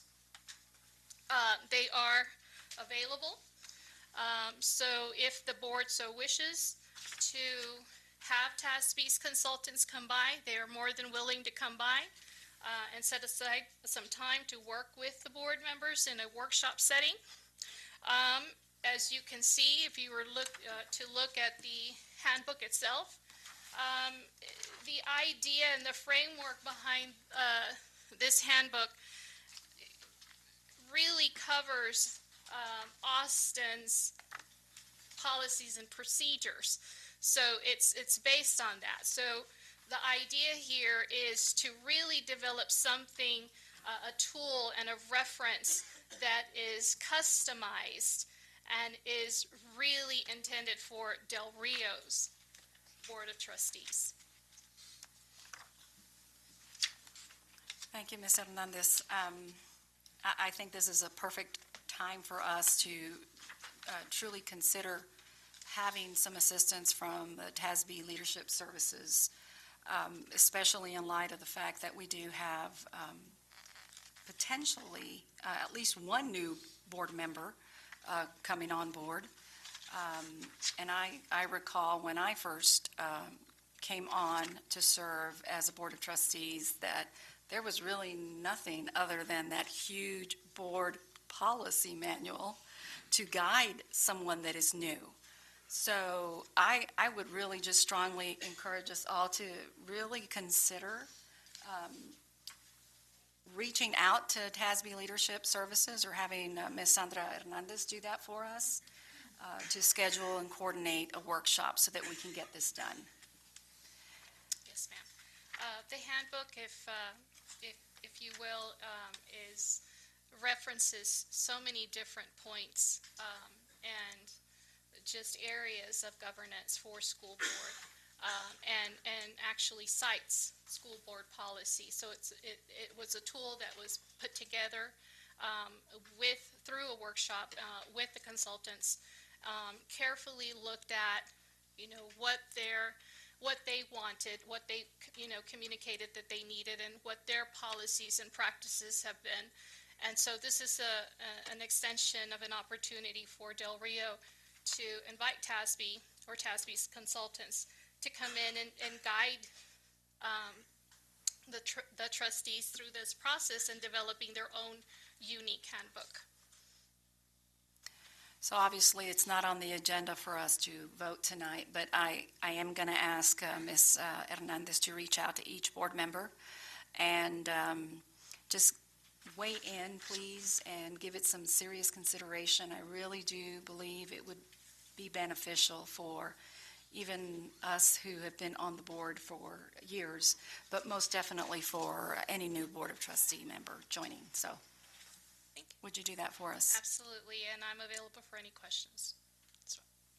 Any questions? Thank you. Thank you. All right.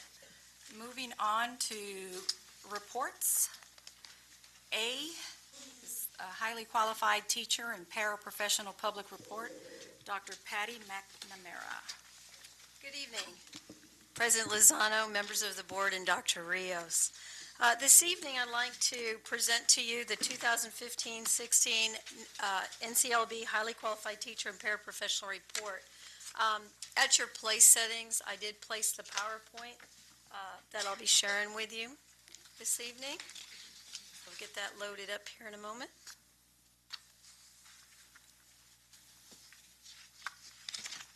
Okay. Last year, the snapshot for highly qualified status was September 17th, 2014, and so what I wanted to do is start with a recap. Last year, as part of the PowerPoint up here, we had 97.95% as a district average. We had 12 campuses total. We had 7 campuses that were not at highly qualified status of a 100%, and we're just a little bit below that for the district average of 97.95. Of those 7 campuses, we had 9 vacancies at that time. 3 were at secondary and 6 were at elementary, with 100% of our paraprofessional staff meeting the highly qualified standards. This year, the snapshot date was September 16th. And on September 16th, our district average is 97.25%. We added the blended academy, so I just wanted to point that out. We now have 13 campuses. We had a decrease in the overall number of campuses that did not meet highly qualified from 7 to 6.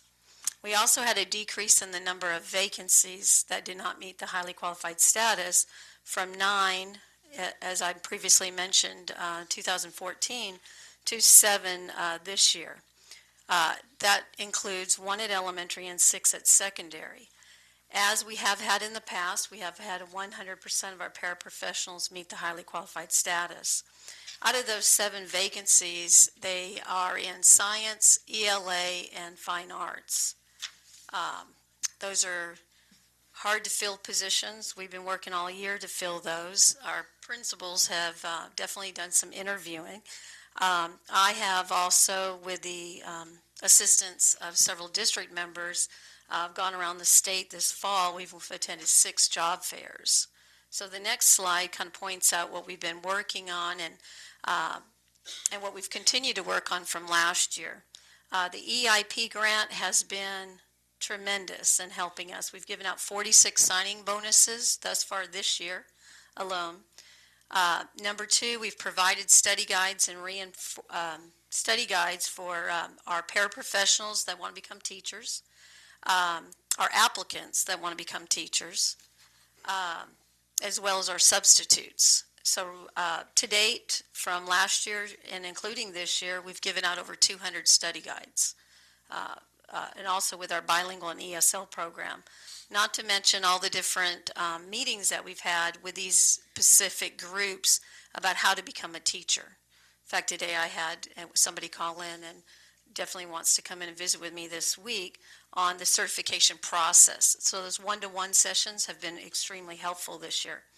And I mentioned we've gone on 6 job fairs so far. We probably will do, I put up there approximately 13. We did 13 last year, all over the state, and I've funded or put in my budget for that amount as well, so we hope we can continue that. The district is also continuing funding the TRS surcharge in the event that we do hire a retiree. So at this time, I definitely want to thank all of our principals for doing a fine job on interviewing and making their timely recommendations. Also provided at your place setting there, the very last sheet I provided you with a recap of the individual campuses, and I've also listed the exact positions that are vacant at this time. And that concludes our highly qualified plan, where we hope to get those filled shortly. We will be bringing a science vacancy for your consideration later on this evening. Any questions? Mr. Mesa? I continue to stress again how important it is, especially for the elementary, to get standard certified personnel. Absolutely. And I'm saying that because of, again, it's difficult to teach reading if you have had no courses in phonics. It's difficult to teach math if you have had no courses in elementary math. Right. And it continues on student teaching for discipline and so forth. I know it's difficult, but I do want to stress to principals that if you have applicants that are standard certified over alternative certified, please take a close look into that consideration and hire the best qualified teacher. Again, in regard to that, okay? Because I've experienced a whole lot of that with my granddaughter and you know, as in my career. In secondary, it works. Elementary is a lot more difficult to get your alternative certified teacher, especially when they come with some major that is political science or something that's difficult for elementary. That's all. Yes, sir. Mr. Overfelt? This is looking into the future because, what was it, last week the President signed ESSA, which effectively does away with Nickelby there. So, how long do you think it's going to start for us to take to see the ESSA requirements for highly qualified and all that? Are we expecting any change? I know it's only been a week, but have y'all started to see anything come across the I haven't seen specifically, but I just attended the TASPA conference last week, and they said those guidelines will be coming out with the specific details soon. So. Thank you. Any other comments? Thank you, Dr. McNamara. Thank you. Dr. Rios has asked us to consider moving up item 12A, and my apologies to those who might have to travel back home to San Antonio. I don't know. Sorry about that. 12A is facilities and operations. Is everybody okay with moving that up for Mr. Carrera to present the schematic design phase? Okay. Consideration to approve the schematic design phase for the early college high school project. Mr. Carrera. Good evening, Madam President, Dr. Rios, members of the board. Today we have our PBK, our architect. We have a presentation from Ms. Allison Warren. Good evening, Madam President, members of the board. Thank you for letting us present today. We've been working pretty hard on this. And I want to just start by showing you our presentation. This is a presentation for this building. Once you guys get the new Student Activity Center up and running, this building, this building. Could you adjust your microphone so that, there you go. There we go. Okay. This building, they suggested to turn it into an early college high school. And we are right now in the design development process of this building. We went through a couple of iterations. We had a couple of meetings with your teachers for the early college, and we asked them what they would like, and sat down with them a couple different times, again with Dr. Rios and the director of the early college.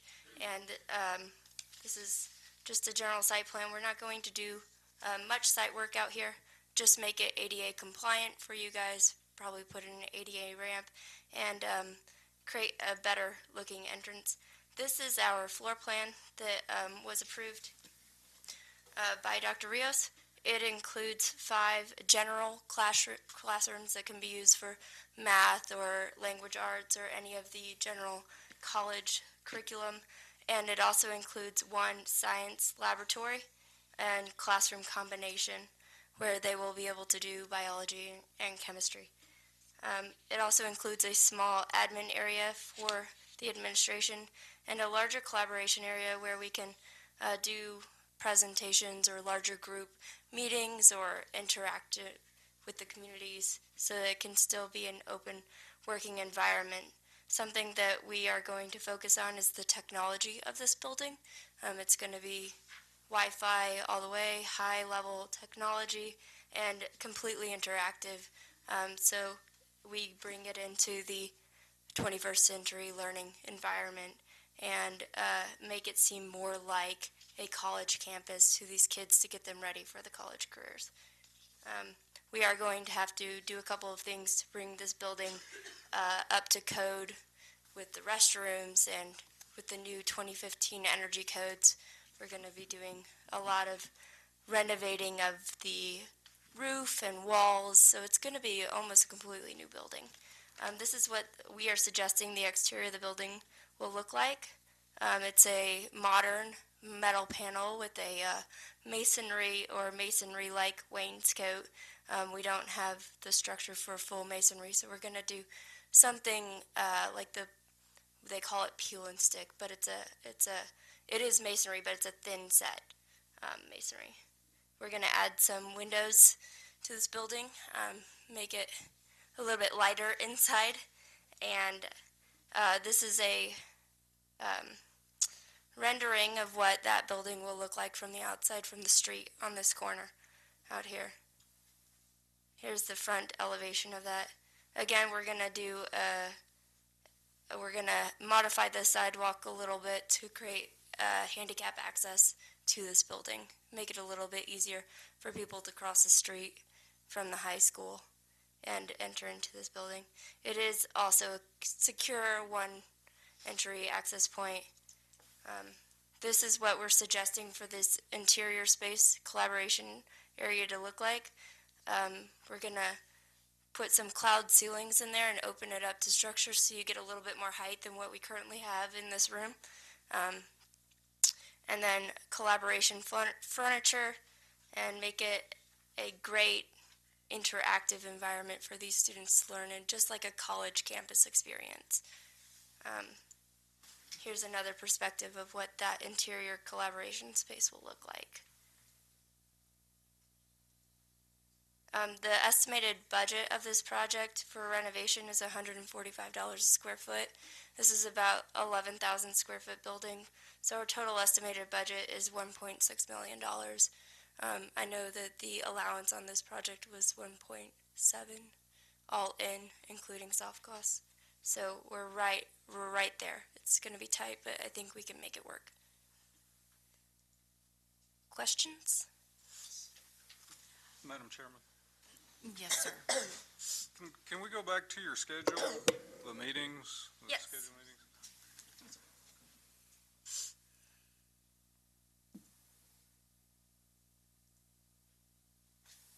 Yes. Today is December 14th. That's the one that's highlighted. The next phase is the construction document phase, and we are proposing that be through February 10th to get all of these documents ready for bid, to put out to a competitive sealed bid. Can you go back to the, whatever you call it, the blueprint page? Yes. The floor plan? Mm-hmm. Yes. So one of the rooms is a science lab? Yes, sir. This room.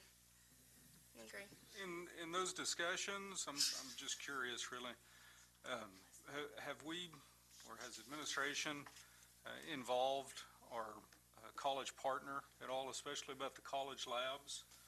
Because I know sometimes SACS requires certain specifications in a college lab. Right. And has for example, has the college's chief academic officer been asked, not that they would approve or disapprove, but, kind of making sure that if that's going to be a science lab for college classes, that it's going to work as far as what they would expect. Have we done anything like that? No, sir. I was not part of any such meeting. I don't believe Dr. Garza was either. There is an early college high school steering committee, and I think. Yes, sir, there is. Yeah, I think y'all have been a part of that, right?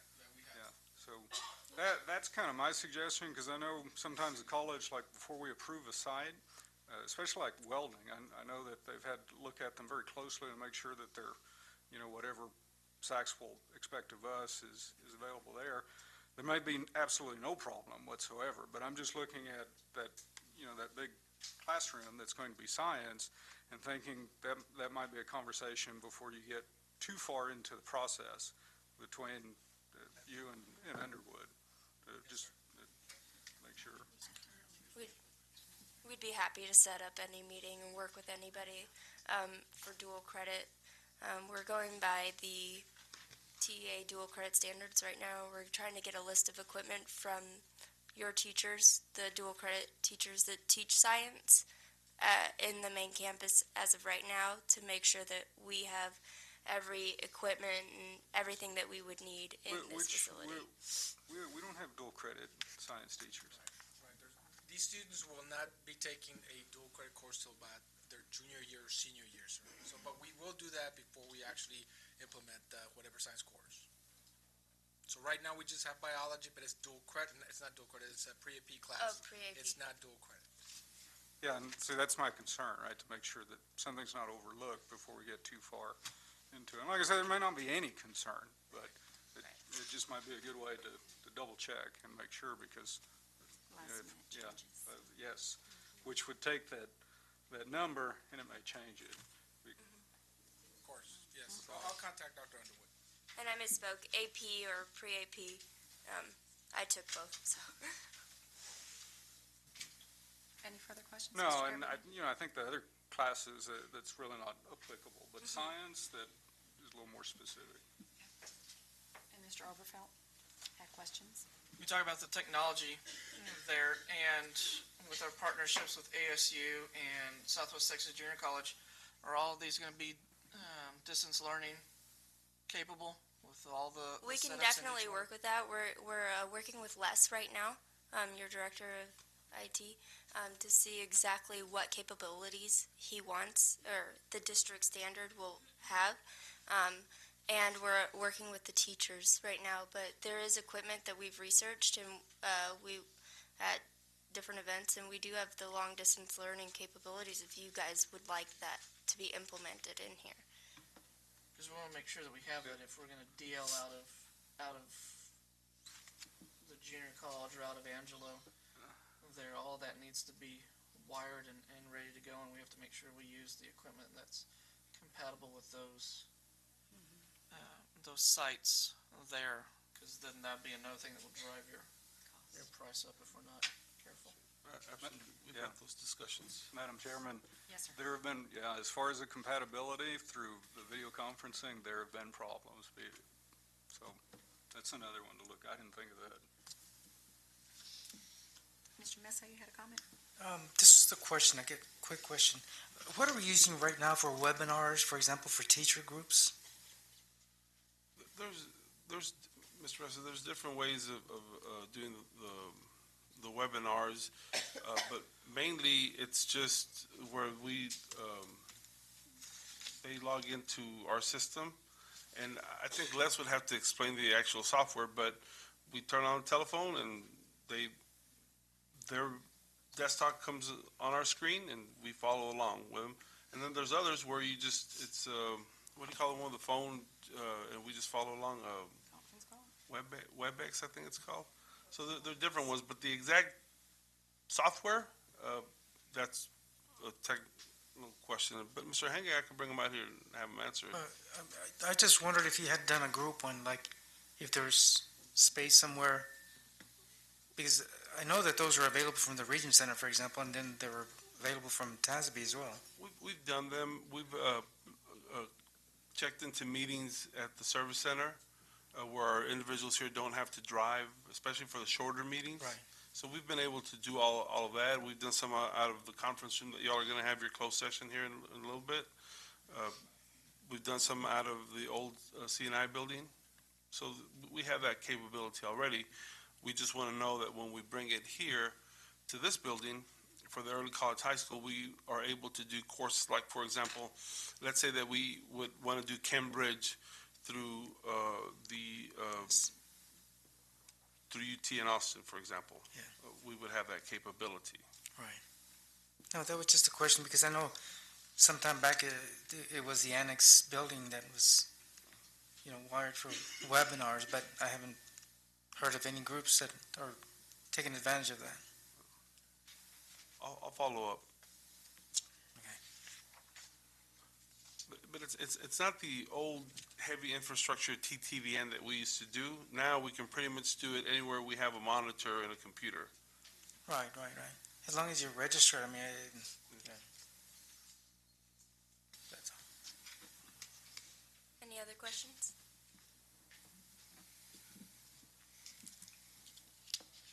I also, if you have a minute, we have a video of what the Career and Technology Center is going to look like when it is complete. It is a flyover. So, let's see if the... Why don't we want to finish? Oh, absolutely. Before we move on to a different agenda item. All right, she said CTE. Is there any other questions? No, I believe we're ready for the recommendation. Okay. Great.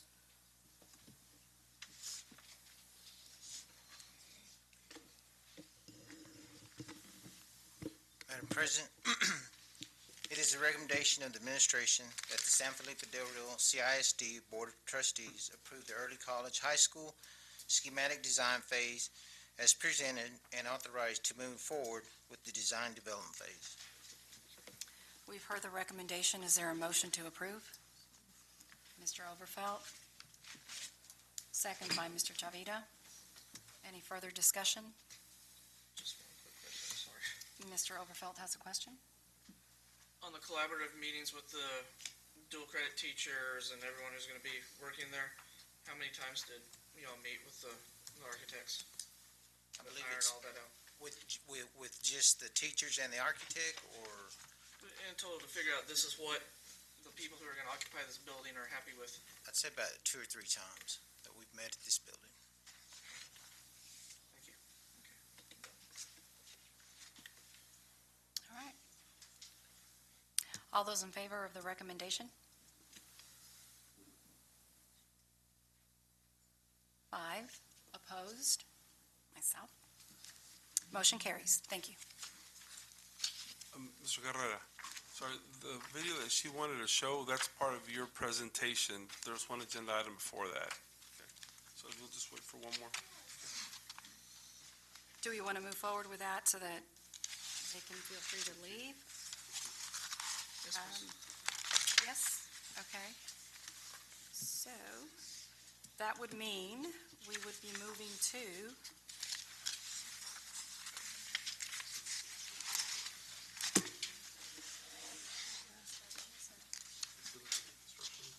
what number? 8C. Oh, we were already there. 8C, which is Facilities and Construction Report. Mr. Carrera. Sorry, I thought it was further back.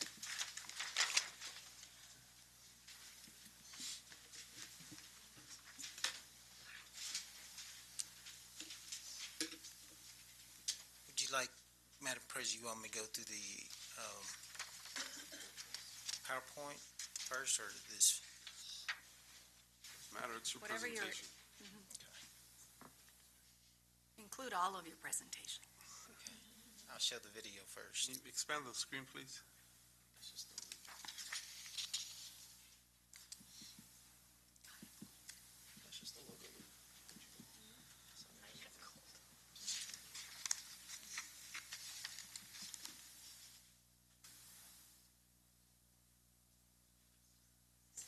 That's just your logo loop.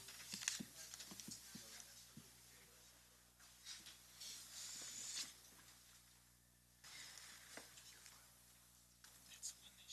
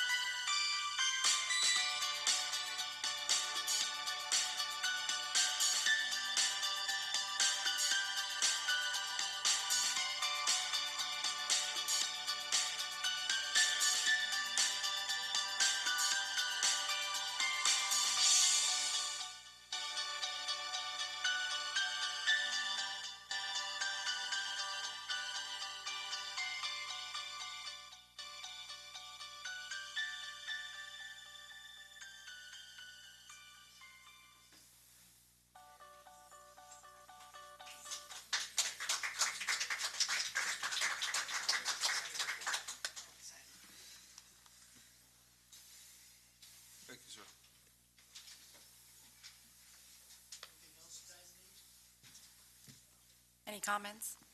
It does look beautiful. It's turning out better than it looks even on the Thank you. Safe travels. Can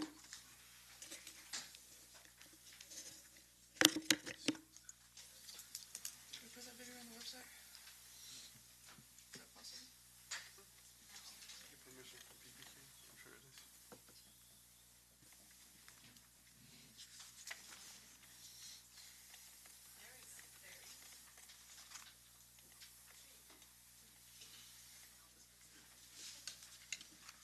Okay, I'd like to give a construction update. Starting out with the Blended Academy, we did sign a contract last week, and so I think we got that all ironed out, and then we'll begin the next process. The Delro freshman fencing, I can glad to say we finished phase 1, and we'll start phase 2 here pretty soon. Are they up? Oh, I haven't seen them. That's the exact picture. That's the exact picture. Can you go back, just because I know she had questions about the crown. I like that crown. That's a queen's crown. Thank you.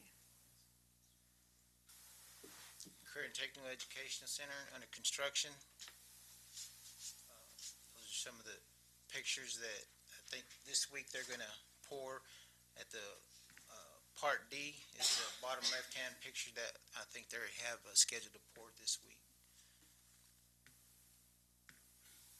And the Student Activity Center under construction. Upper left-hand corner, I've shown the addition to the auditorium. Of course, the middle section is the front of the building. On the right, upper right, I wanted to show the back. That is where our elevator will be at, and that's another addition. And then the bottom left-hand corner is upstairs in the framing. And then on the middle bottom is the north side of the building. And then the far right bottom is our elevator shaft that's been built. That is the construction update. Do you have any questions? Mr. Overfelt does. Just a comment, with the windows now in down at the Student Performance Center, I won't ever call it the Student Activity Center, Student Performance Center, I've gotten lots of comments from people in town, that the building is coming back to life now that we've got the windows in, and it looks really good, so I'm excited about that one. Could you go back to actually that one, that center picture? I know that pole doesn't belong to us, but will that be moved so we can truly appreciate the beauty of that building? I believe it is to come out. Great. But I mean, because that's like almost dead center. Right. When I was taking the picture, I thought the same thing. Yeah, that's in the way. It's a beautiful building. I like the Christmas decorations somebody has thrown up on the second story. The contractor is entirely in charge of the building and the decorations at this point. He's doing a good job. That's it? Any comments? Thank you, Mr. Carrera. Going back to 8B, attendance and discipline reports, second 6 weeks. Yes, And as Madam always, President, as always, the board, the presentation was included in your board update, and I recognize that I did send this board update a little later than usual, but we can answer questions, or we can have Dr. Garza and Ms. Garcia go through it as you wish. What are the wishes of the board? I had a couple of questions. you want to ask, or do you want the presentation? I think I want to ask, I don't think I need the whole presentation, but just, some things that kind of stood out. There's a couple of campuses that have really gone down from previous year. Again, high school's one, Del Rio Middle School is another one. And these are substantial, haven't seen 93 in a long time. Second 6 weeks. Del Rio Middle School,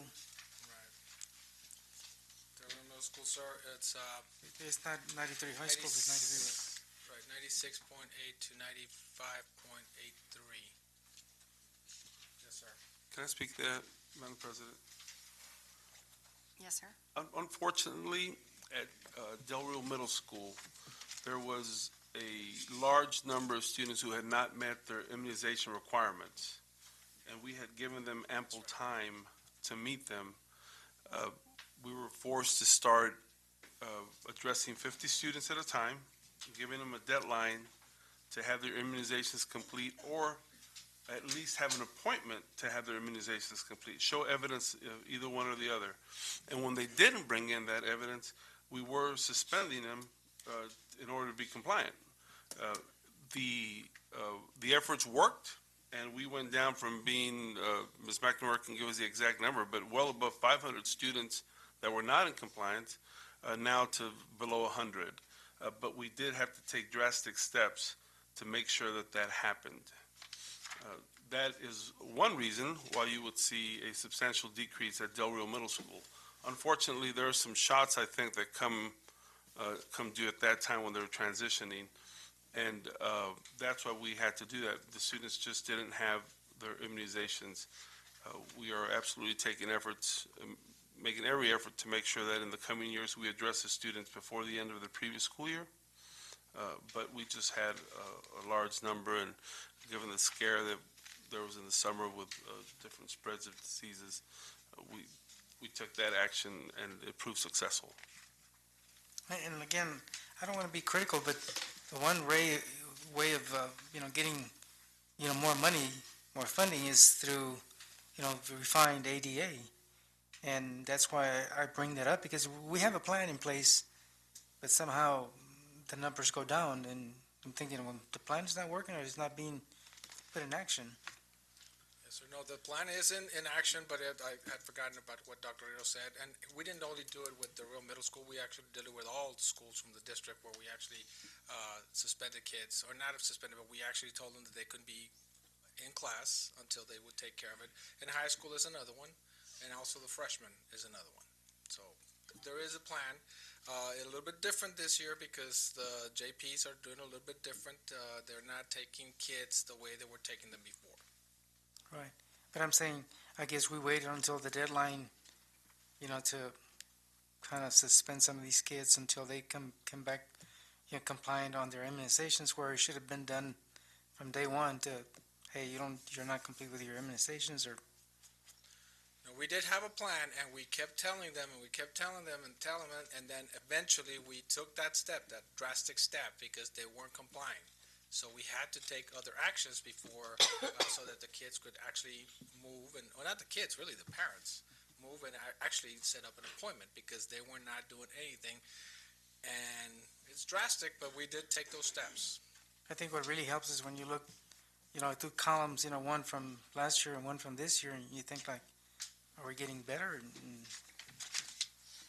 elementary's doing fine, but yet, those are critical areas, because again, it's my gripe, with refined ADA, if we want to, get our money's worth, and we focus on attendance and yes, sir. Get better attendance, and I understand. That's my point.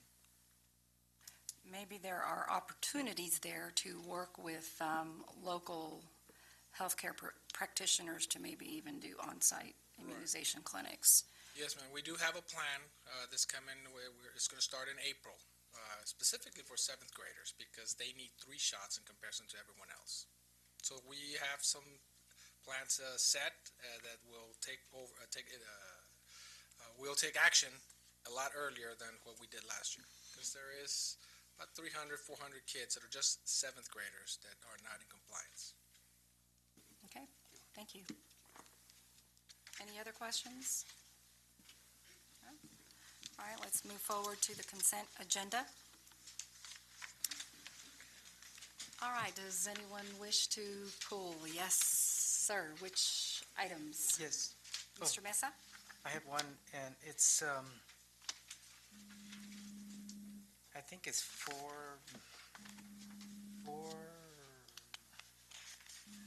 yes. Let's see, F4. F4.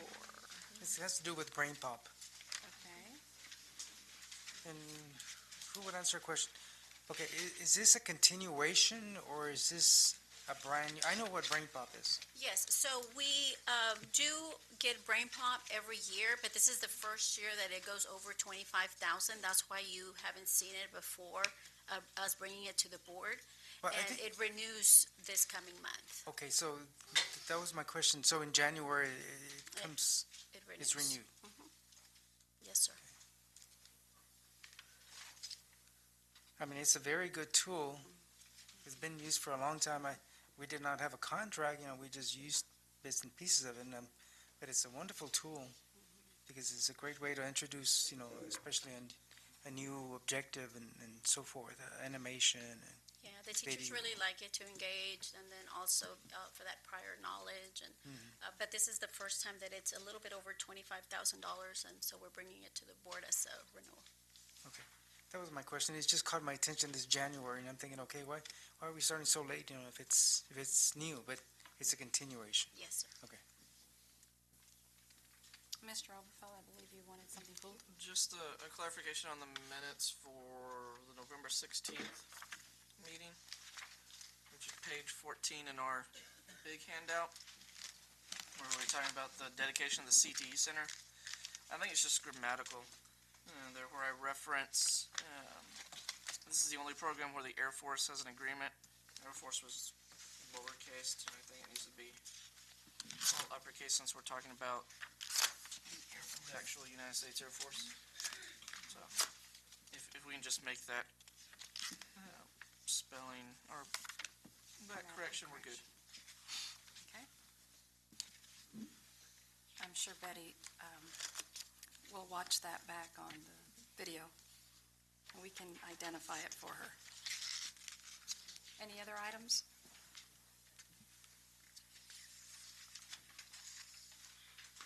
Okay, is there a motion to approve the items on the consent agenda? Mr. Overfelt first, Mr. Chavita second. All in favor? 5 opposed? Nope. Mr. Garabedian? Motion does carry. At this time, we'd like to acknowledge the people who have made donations to our district. Because Ms. Haynes has limited voice, we're going to ask Mr. Overfelt to read the donations, please. She's faking. All right, here we go. The Spot and Pro Shop to the following schools in the following amounts: $351 to Buena Vista Elementary, $330 to Buena Vista Elementary, $120 to Ruben Chavita Elementary. Life Touch National School Studios in the following amounts to the following schools: $476.69 to Delro Freshman, $1,289.59 to Delro High School Student Council, $829.29 to Lamar Elementary, $1,474.47 to North Heights Elementary, $937.09 to Ruben Chavita Elementary, Delro Bank and Trust, $100 to Delro High School, Texas Athletic Productions, $1,125 to the Delro High School Athletics Department, the Consulado de Mexico in Del Rio, $133.87 to the Delro High School in Mariachi, Amigos Children Dental, $520 to the Delro Middle School Queens Palm Team, Barbara Kusro, excuse me if I mispronounced it, $100 to Delro Middle School Queens Palm Team, Kelly Ramirez, $255 to the Delro Middle School Queens Palm Team,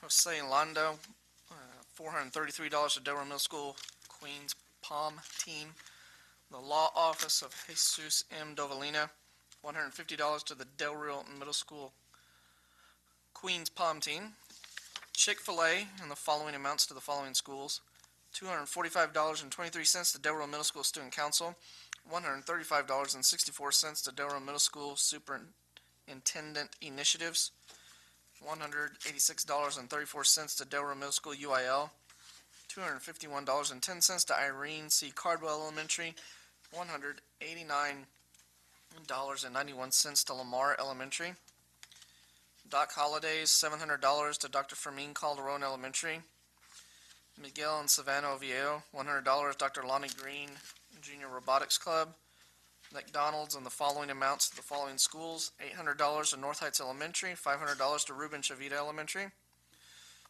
Mrs. Benita Patuel, gift cards. These are all now going to become non-monetary donations. Gift cards for perfect attendance, valued at $180 to Buena Vista Elementary. Brown Automotive School Spirit shirts, valued at $944 to the Blended Learning Academy.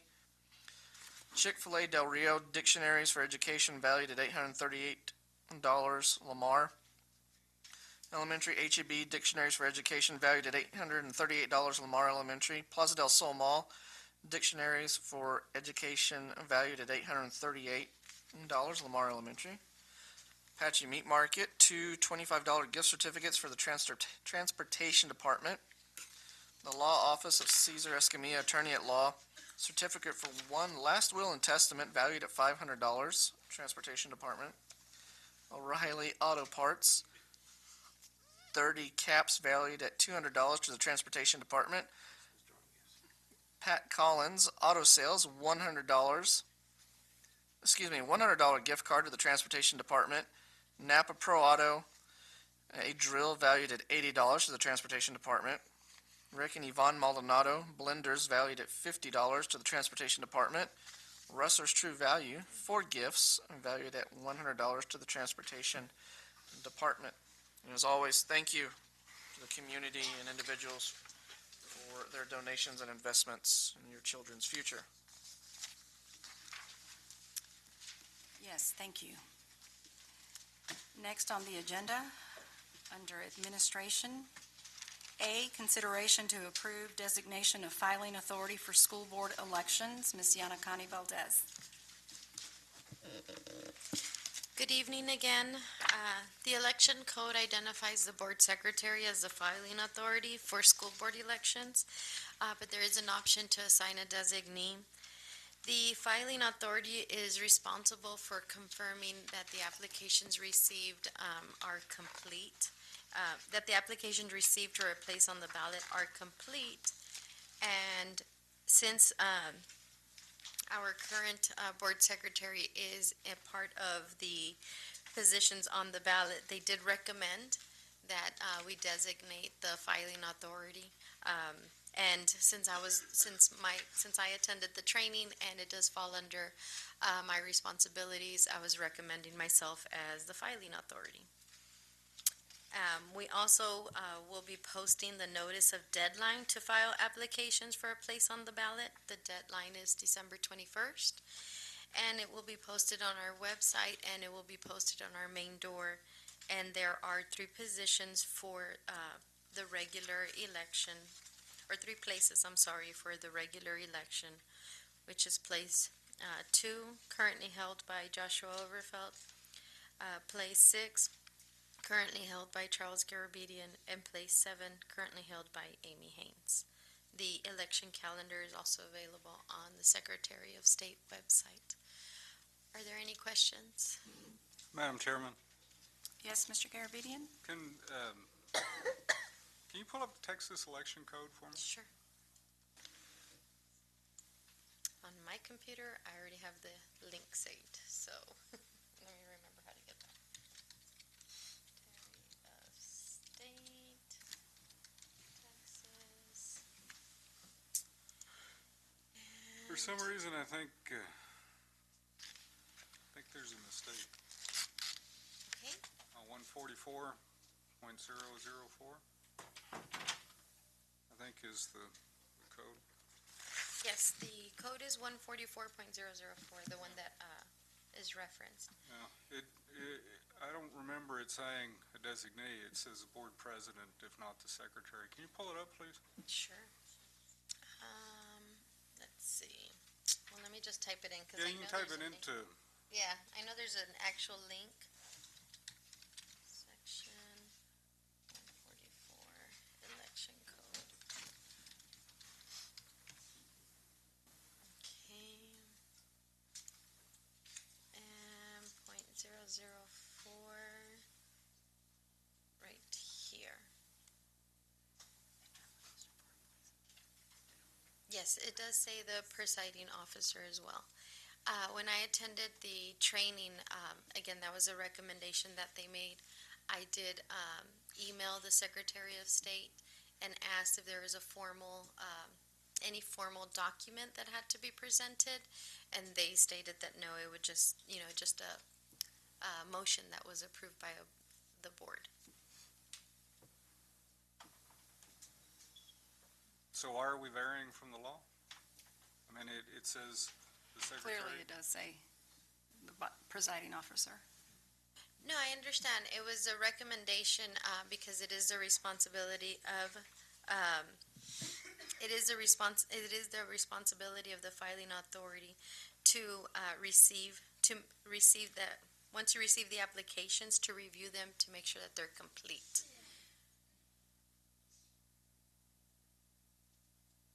Have we ever varied from having the secretary or the board president? Every as the filing election, authority? every election has the recipient has been Ms. Betty Falcone, and the filing authority that reviewed the applications was the elections administrator. Yet, again, it wasn't proposed to the board to approve a designee. So the prior elections were, that process is what we used in prior elections. So would a board officer have any role in overseeing that process? Would a board officer, sir, I didn't ask that question. I just, again, they made a recommendation that it could be somebody at the district. And I didn't ask whether it could be another board officer. Because the filing authority also receives the finance reports, correct? Yes, sir. And the appointment of a treasurer as well. All the forms. All the forms, yes, sir. Yes, sir. You have a question?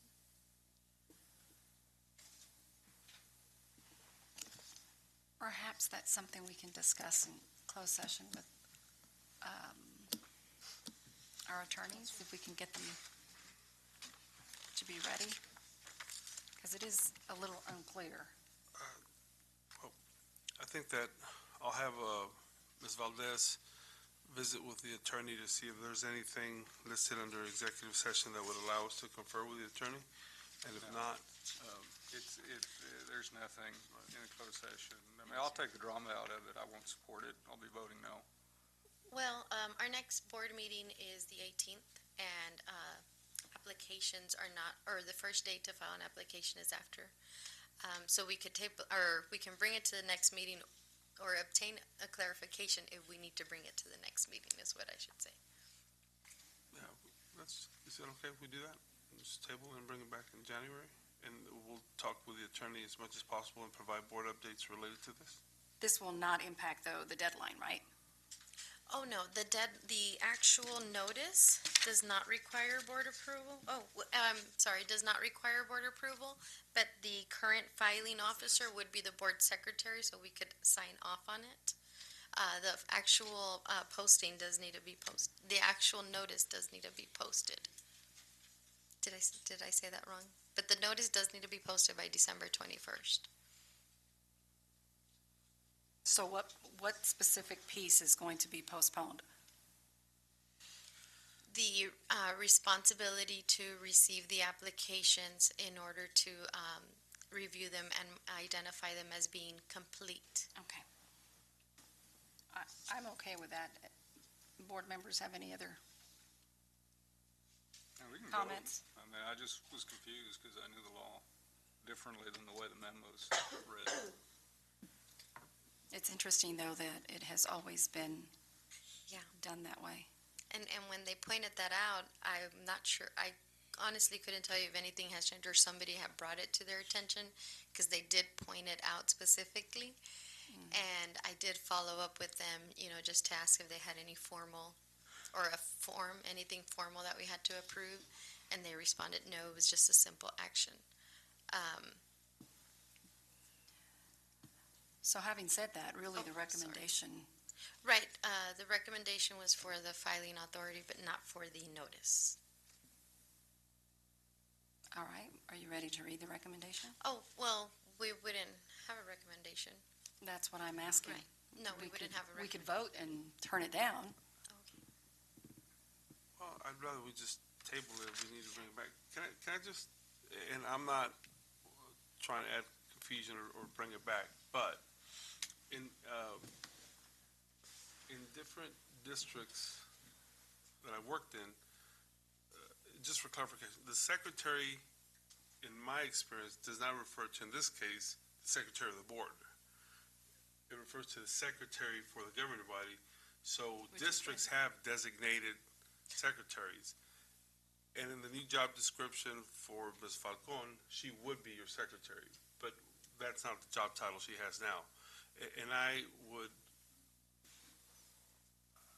be willing, I'm not gonna bet anything, but that's not your secretary, board secretary, it's Betty Falcon, who that is talking about as No, the it's designated not. secretary. No, it is not. Well, we'll follow up, and we'll probably get clarification. What they clarified is your current board secretary, or if you designate that. And at other districts, and that's why I mentioned, I think that's why they brought it up specifically, because the formal designation didn't take place, and so it was the superintendent secretary. But the only reason I recommended myself was because from the conference, we didn't send Betty. And so, I mean, and that can change for future conferences, for future elections as well. Do we have a motion to table? Mr. Overfelt, second by Mr. Mesa. All in favor to table?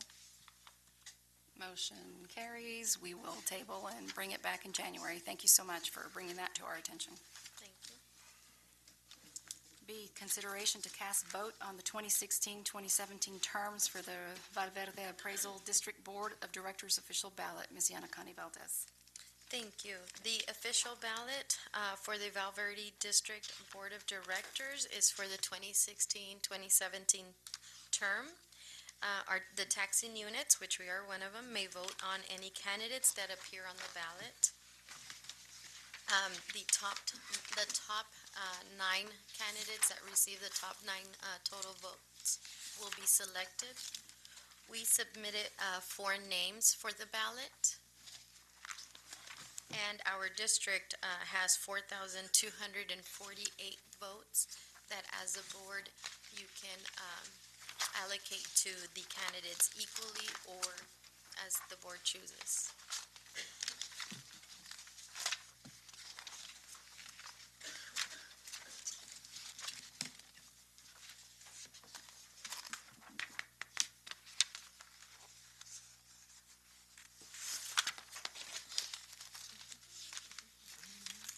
Madam Chairman, Yes, sir.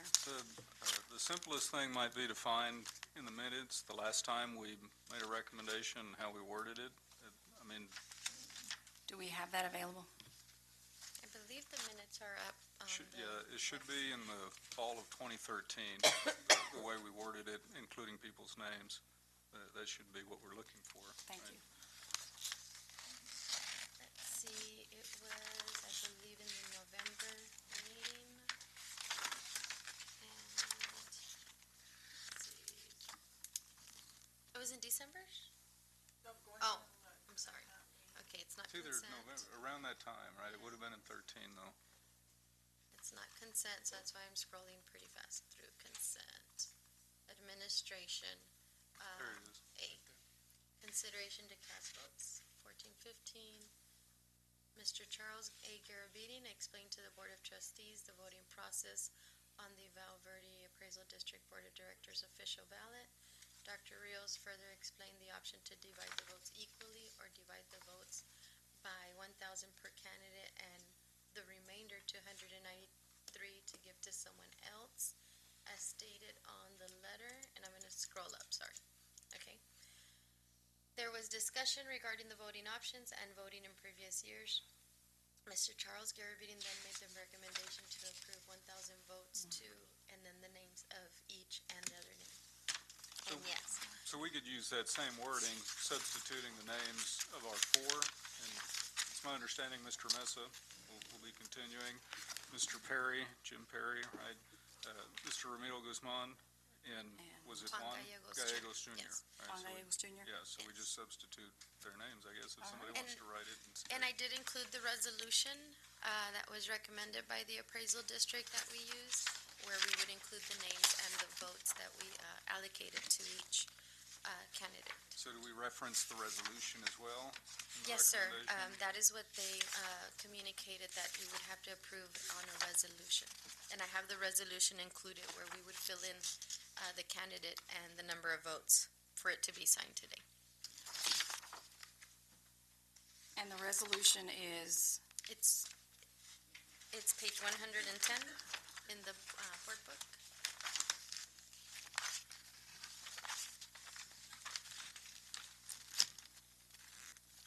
okay, so we read the resolution into the record as well as make a motion to recommend to approve 1,000 votes to Mr. Raymond Mesa, 1,000 to Mr. Juan Gallegos Jr., 1,000 votes for Mr. Ramiro Guzman, and 1,000 votes, no, 1,000 votes to Jim Perry. Mr. Jim Perry. That is the recommendation. Do we have a motion? Is that all of our votes? No, There's 248 votes left, 240? 248 left. 248 248 left. in this, according to this. So do we just need to divide 4,000 whatever by 4? By four. Okay. 4,248 divided by 4 is 1,062. 1,062? Oh, I'm sorry. In the past, y'all Well, have we give- awarded the additional votes to another entity. Okay. To To Comstock. Comstock. And so that's still Lois Everett then? Yes. Okay. So we can do it just like that, substituting those names. And what is the Comstock? Lois Everett. Oh, okay. All right, let me reread that recommendation. Okay, I make the recommendation to approve 1,000 votes to Mr. Juan Gallegos Jr., 1,000 votes to Mr. Ramiro Guzman, 1,000 votes to Mr. Raymond Mesa, and 1,000 votes to Mr. Jim Perry, and the remaining 248 votes to Lois Everett in Comstock. Okay. I've made the recommendation, second by Mr. Overfeld.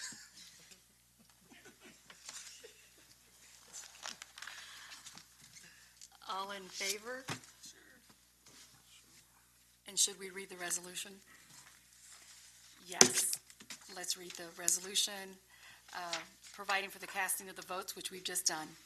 Whereas Section 6.03G of the Texas Property Code provides that the governing body of each taxing unit entitled to vote shall determine its vote by resolution and submit it to the chief appraiser. And whereas Section 6.03C of the Texas Property Code provides that a governing body may cast all its votes for one candidate or may distribute the votes among any number of candidates.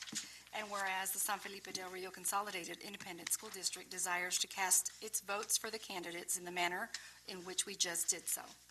Be it resolved by the San Felipe Del Rio Consolidated Independent School District, Texas, that we submitted the votes as just listed, 1,000 for each of those members, and the remaining 248 to our Comstock counterpart. Okay. All right, thank you for everybody's help for making that go as smoothly as it did. When in doubt, just look to the friends. Thank you. Okay, on to 10C, which is the consideration to approve the San Felipe Del Rio Consolidated Independent School District contribution to the Del Rio Chamber of Commerce Economic Development Subcommittee, presented by Dr. Carlos Rios. Madam President, members of the board, during the last workshop, there was a presentation made by Ms. Sylvia Owens. I think it was pretty thorough. If there are any questions, we will do our best to answer it. Otherwise, we'd be ready to provide you a recommendation. Any questions? Mr. Overfeld? What funding source does it come out of again? Well, Can you step to the microphone, Ms. Valdez?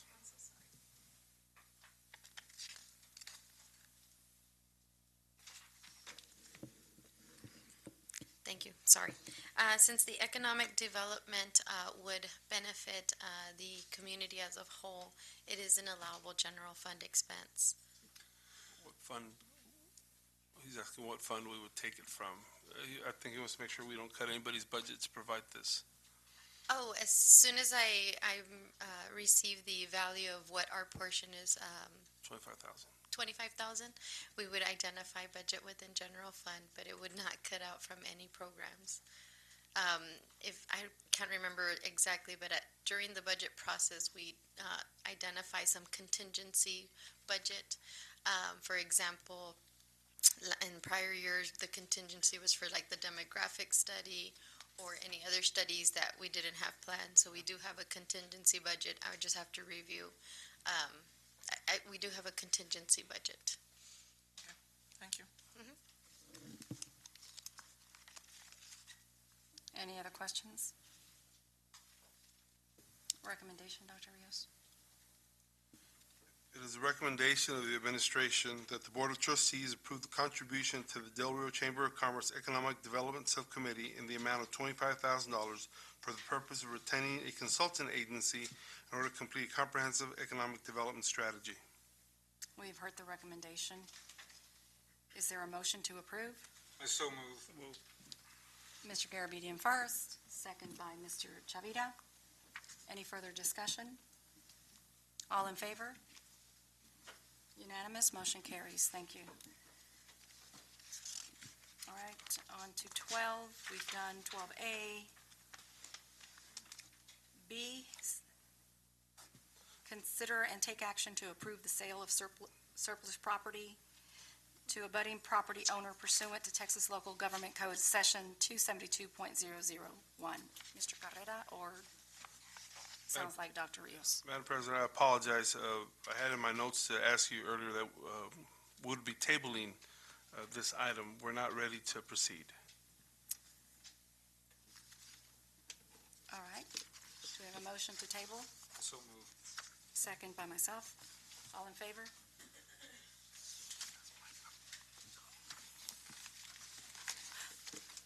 I'm stealing his copy of the agenda. All right, so table. Sorry, I'm writing on your agenda. 13A is discussion of agreement for collection of taxes with Val Verde County.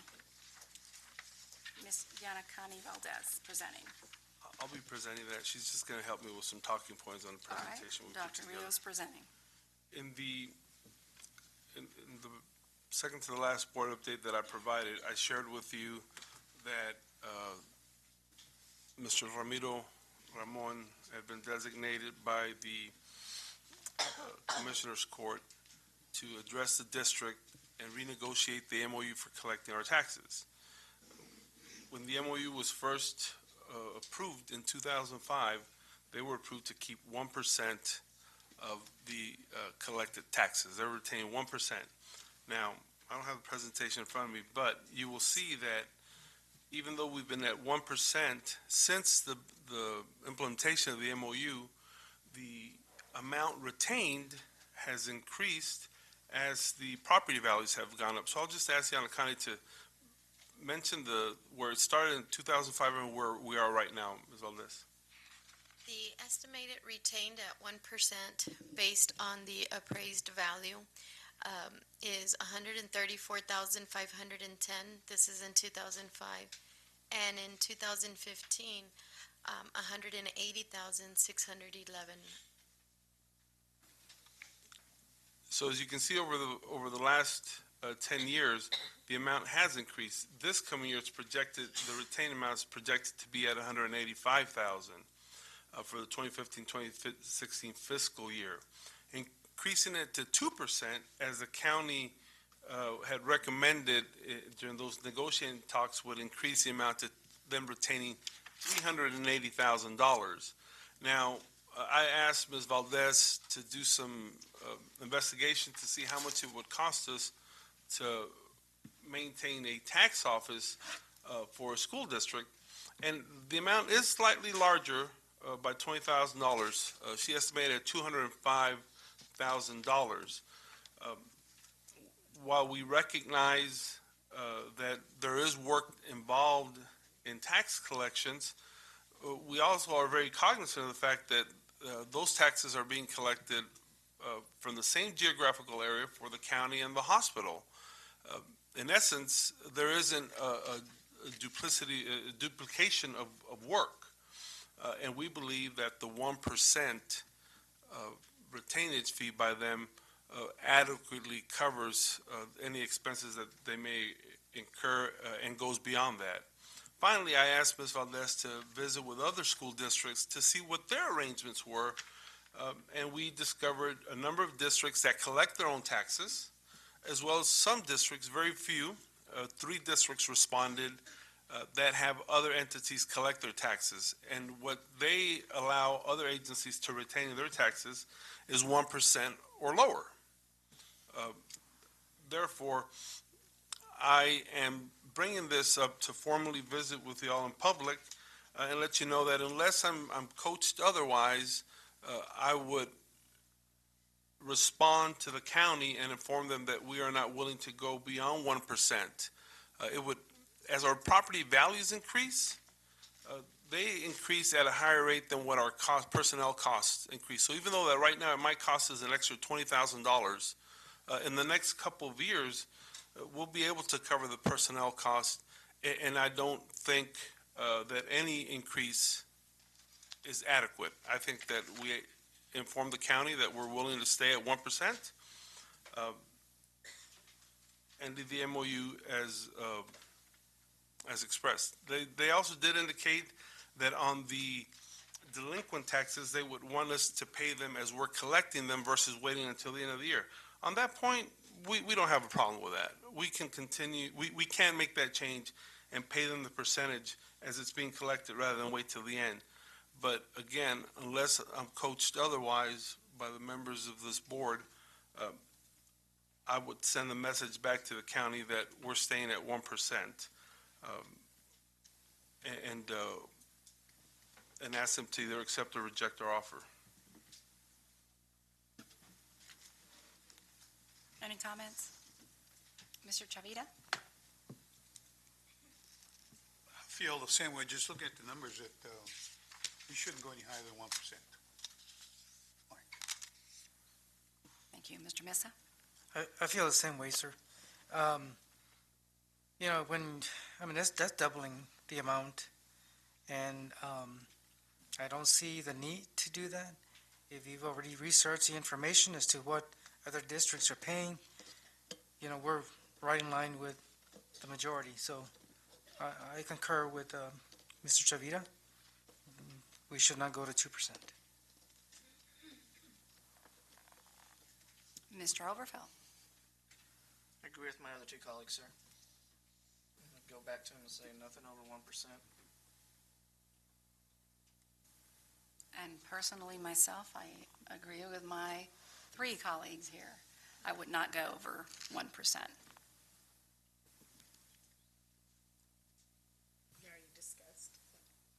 Amy's already kind of said the same thing. She can't say it because her voice is... Mum's the word. Okay. Dr. Rios, do you feel... Did you have a comment, Mr. Garabedian? No, I concur. I don't see compelling evidence to change the amount. Unless there's compelling evidence, I agree. Dr. Rios, I think you know what direction to move forward in. Yes, ma'am. Thank you. We will send another letter to the Commissioners Court expressing the wishes of the administration, the board. Thank you. Moving on to C, consideration to approve modification of the 15-16 general fund balance commitments and purchase order over $25,000 to Caldwell County Chevrolet in the amount of $29,275 for a district van. Mr. Carrera. Yes, ma'am. Consideration to approve the modification of the 15-16 general fund balance commitments and purchase order over $25,000 to Caldwell Country Chevrolet in the amount of $29,275 for a district van.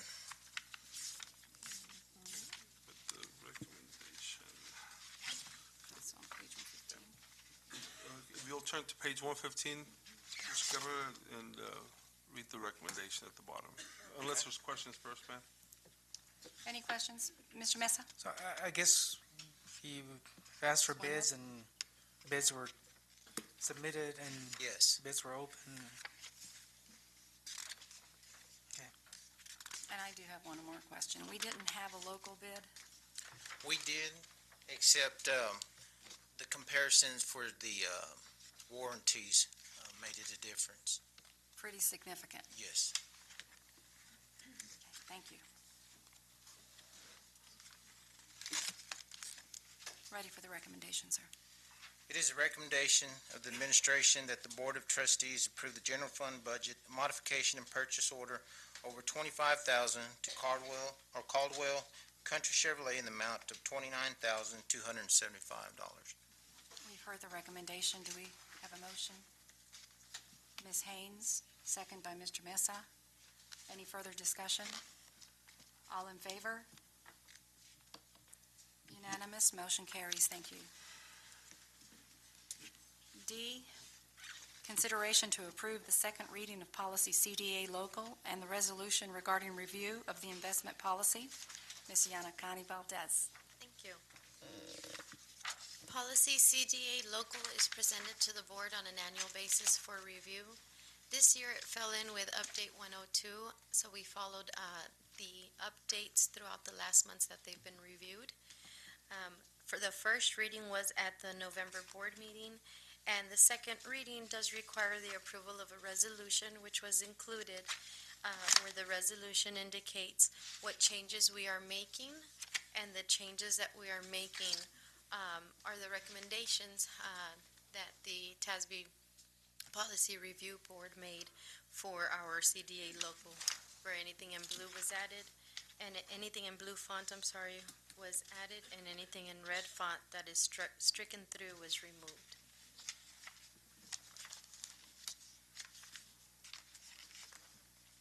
Are there any questions? Ready for the recommendation. It is the recommendation of the administration that the Board of Trustees approve the second reading of local policy CDA and the resolution regarding the review of the investment policy. We have heard the recommendation. Do we have a motion? Mr. Oberfeld first, second Mr. Chavita. Any discussion? Questions? All in favor? I did have a question. Mr. Garabedian, I apologize. And those- On page 4, on the very last paragraph, where it says the annual audit, Yes, sir? so that came from TASB, that in conjunction with the annual financial audit, the district shall perform a compliance audit of management controls, Yes, sir. that we're monitoring ourselves? Was TASB's recommendation? This is the exact wording from TASB.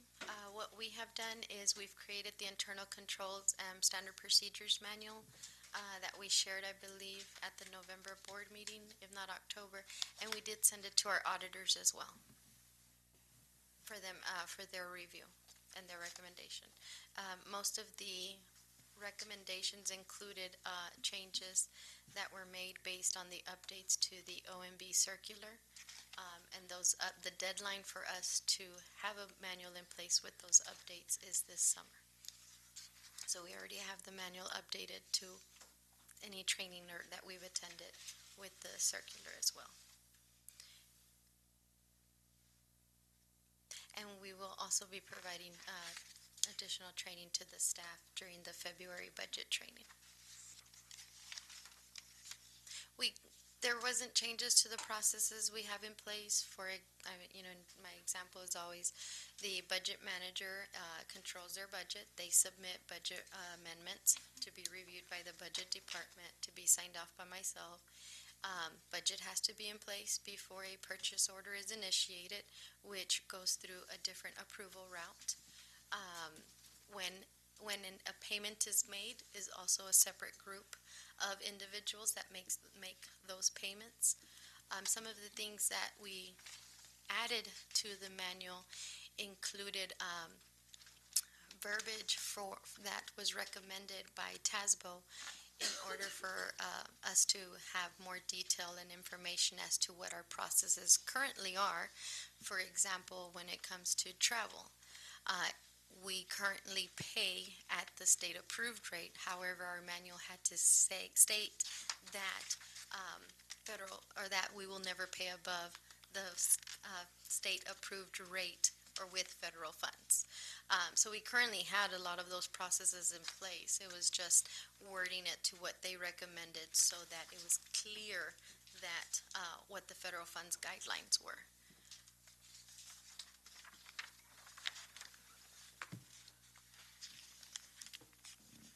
But I did send it to our auditors for review. And so they express an opinion on the effectiveness of those controls, or merely that those controls exist? Oh, I'd have to remember their wording. I know they express an opinion. They do express an opinion on, I'm trying to remember the exact wording, but it's slipping my mind. I know they express an opinion on the effectiveness of our, it's either effectiveness. I'd have to get back to you on that one, sir. I think it's on page 8. Okay, that's fine. On page 8? No, in the audit every year. Yes, yes. No, it's in the audit. I just cannot remember the exact wording. All right. Any further discussion? All in favor? 5 opposed? Nope. 1. Motion carries. Thank you. Thank you, Ms. Valdez. Human Resources and Student Services, A, consideration to approve the elementary principal at the Laughlin Air Force Base magnet position, the revised administrative job classification listing, and job description evaluation forms. Dr. McNamara. Good evening, President Lozano, members of the board, and Dr. Rios. Tonight, the administration is requesting your approval to, in anticipation of the Laughlin administration and team approving the Laughlin Air Force Base Magnet School, which is very exciting for our community. But to anticipate that approval, it's important for us to now look at staffing. And so tonight we are requesting to take a converted position, which was a Garfield Assistant Principal position, vacancy number 671, and convert that to a Laughlin Air Force Base Magnet Elementary Principal position at a 4A, 226 days, and that would be under General Fund. Ms. Ida Garcia, CIO of Elementary Instruction, has provided in your packet a job description, an evaluation, and of course, Ms. Valdez and her staff have provided the revised administrative classification to reflect that position. So we are seeking your approval tonight so we can move forth with the posting and make a recommendation in the very near future for a principal of the Laughlin Air Force Base Magnet School. Questions? Mr. Overfelt?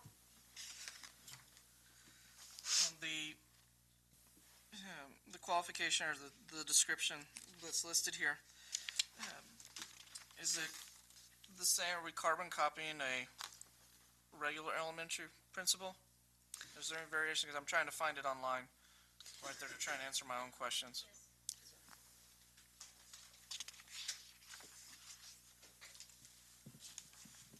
Yes, sir. It's basically the same qualifications and experience we're looking for. The only thing, of course, is the pay, because that's a 4, I believe, and just because of the size of the campus. Okay. So the experience required to be an elementary principal on all the others is 3 years?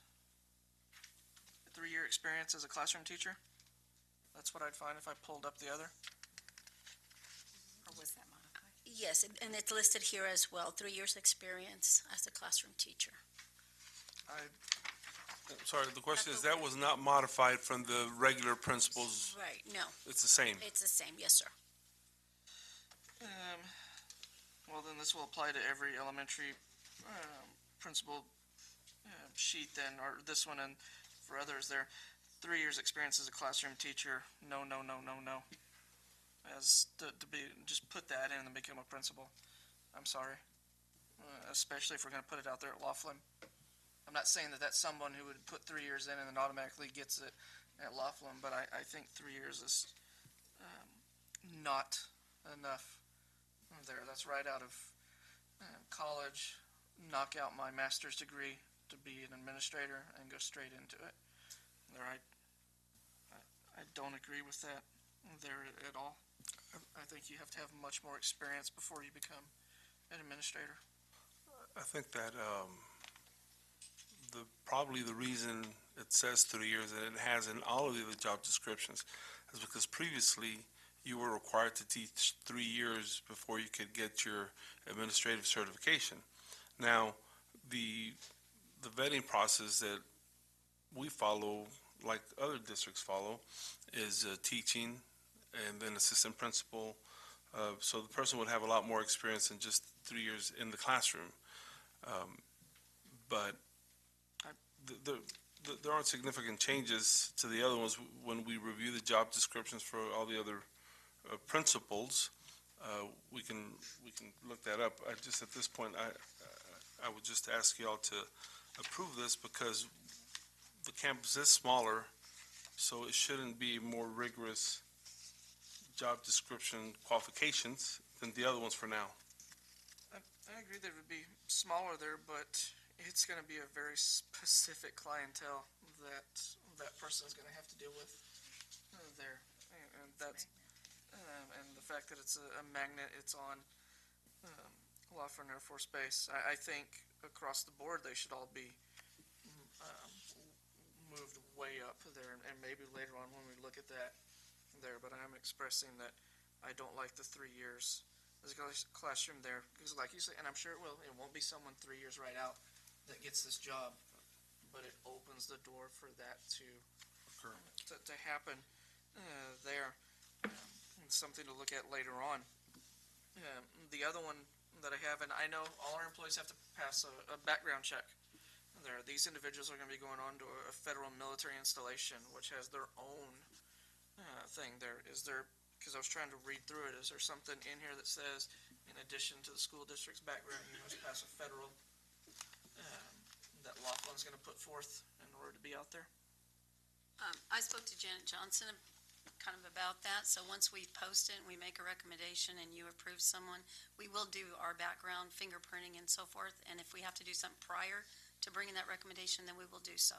But she will work hand in hand with the district to make sure that they follow, and get all of their federal compliance. Because they'll have to get ID badges and the whole bit. Yes, sir. And Mr. Overflow, just to make myself clear on the experience, it has a 3 years experience as a classroom teacher and 3 years experience in instructional leadership roles. So. Well, it just lists that. It doesn't say and there, but we can nitpick. I just want to know that I don't agree with the 3 years as a classroom on that there, especially for something like that. And I think it should be for all the others, but I'm glad we're going to be able to do this for Laughlin though, but I just don't. And you mentioned about serving a specific clientele, and one of the steps that we did take was in the meetings that we had with Laughlin, we shared with them that as soon as we were able to post and start interviewing for the job, that we would absolutely take parents from Laughlin to compose a larger part of the committee and give them a voice in the selection of the principal. In recognition of the fact that it does deal with a clientele that's very mobile and very sensitive to the needs of their kids. Okay. And I'm sorry, but on that then, do parents get to interview who our elementary principals are here for the 6 or 7 elementaries that we have here? Do they get to sit in on that? In the past, there's been parents that sit part of committees.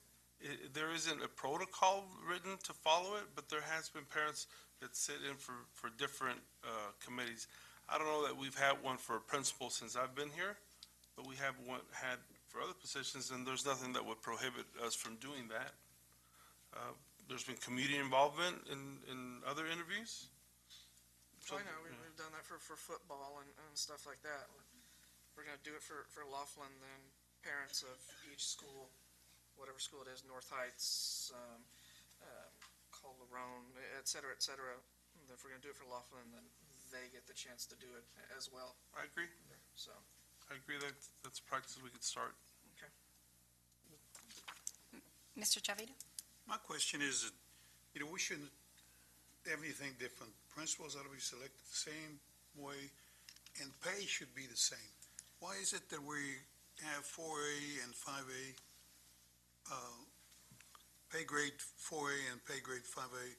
I notice the principals are in 5A, and the principal at Laughlin, even though he might be smaller, it's got the same responsibilities. And I think it should be in the same area, in the same pay grade. In other words, my question would be, why is it different? But, Mr. Chavita, the only reason, and I made the recommendation that it be different, is because it is substantially smaller. For example, I also made the recommendation last year to differentiate the pay grade between the San Felipe Memorial Middle School and the Del Rio Middle School because it is substantially smaller. Well, the same logic applies here. Laughlin Magnet would be half the size of our smallest elementary campus. There just really is. But, and the reason I'm saying, let's say that there's an opening for the local city elementary and the other one out there. I would be applying, if I'm gonna have the same responsibility, I would like to go to where I'm gonna be paid a little bit more, because it's the same responsibilities and the same, in other words, I just don't see the difference. But then, I just want the same pay for not the numbers, but the responsibility that they're doing. We want the, I don't know, it just don't seem right to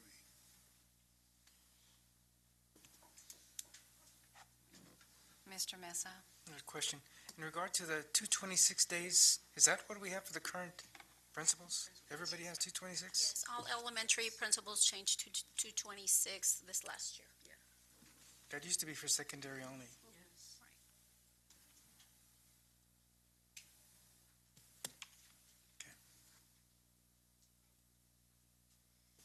Any further comments?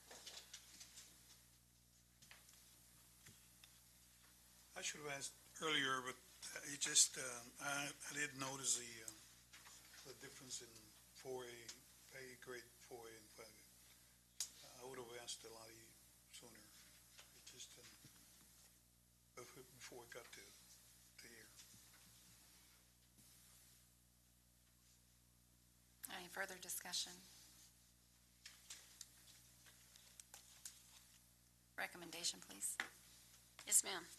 It is a recommendation of the administration that the elementary principal, Laughlin Air Force Base magnet position, the revised administrative classification listing, and the job description / evaluation forms be approved as presented this evening. We've heard the recommendation. Is there a motion to approve?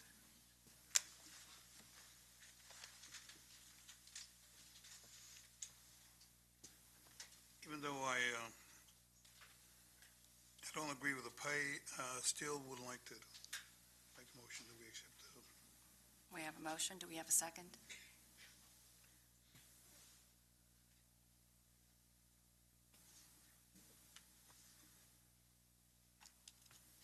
Okay, the motion is lost.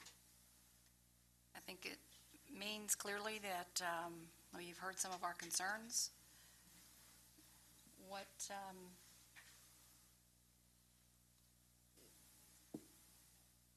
What would you do to make a change? I think that at this point, it's my understanding that everybody wants the Laughlin Magnet to move forward. I want, and we need this approved. So what we will do is I will reach out to individual board members and see what changes they want. But I think that what we'll end up doing in the end is bringing a recommendation. For example, Mr. Overfelt mentioned that he thinks it should be more than 3 years. Well, if I'm gonna change the Laughlin one to be more than 3 years, then I would bring the other principal positions to reflect the same change. And I'll visit with other board members about their specific issues to make sure that we have a job description that everybody agrees on, including the pay, which we'll take everybody's input and put it back on the table. We just want to be able to move forward and hire a principal as soon as Laughlin is able to provide a lease of the land and the agreement, so that we don't delay the process. So that's what I'll do. I'll just make sure that we reach out to each one individually and find out what your concerns were for not making a motion. If I may add something, and the reason I question T26, if I'm saying it's going to be half the size of an elementary, why would you have to work T26? I can see the secondary where they building their master schedule. You do have a master schedule or a schedule in the elementary, but it's not as, big and I mean, it's enormous in secondary, but in elementary.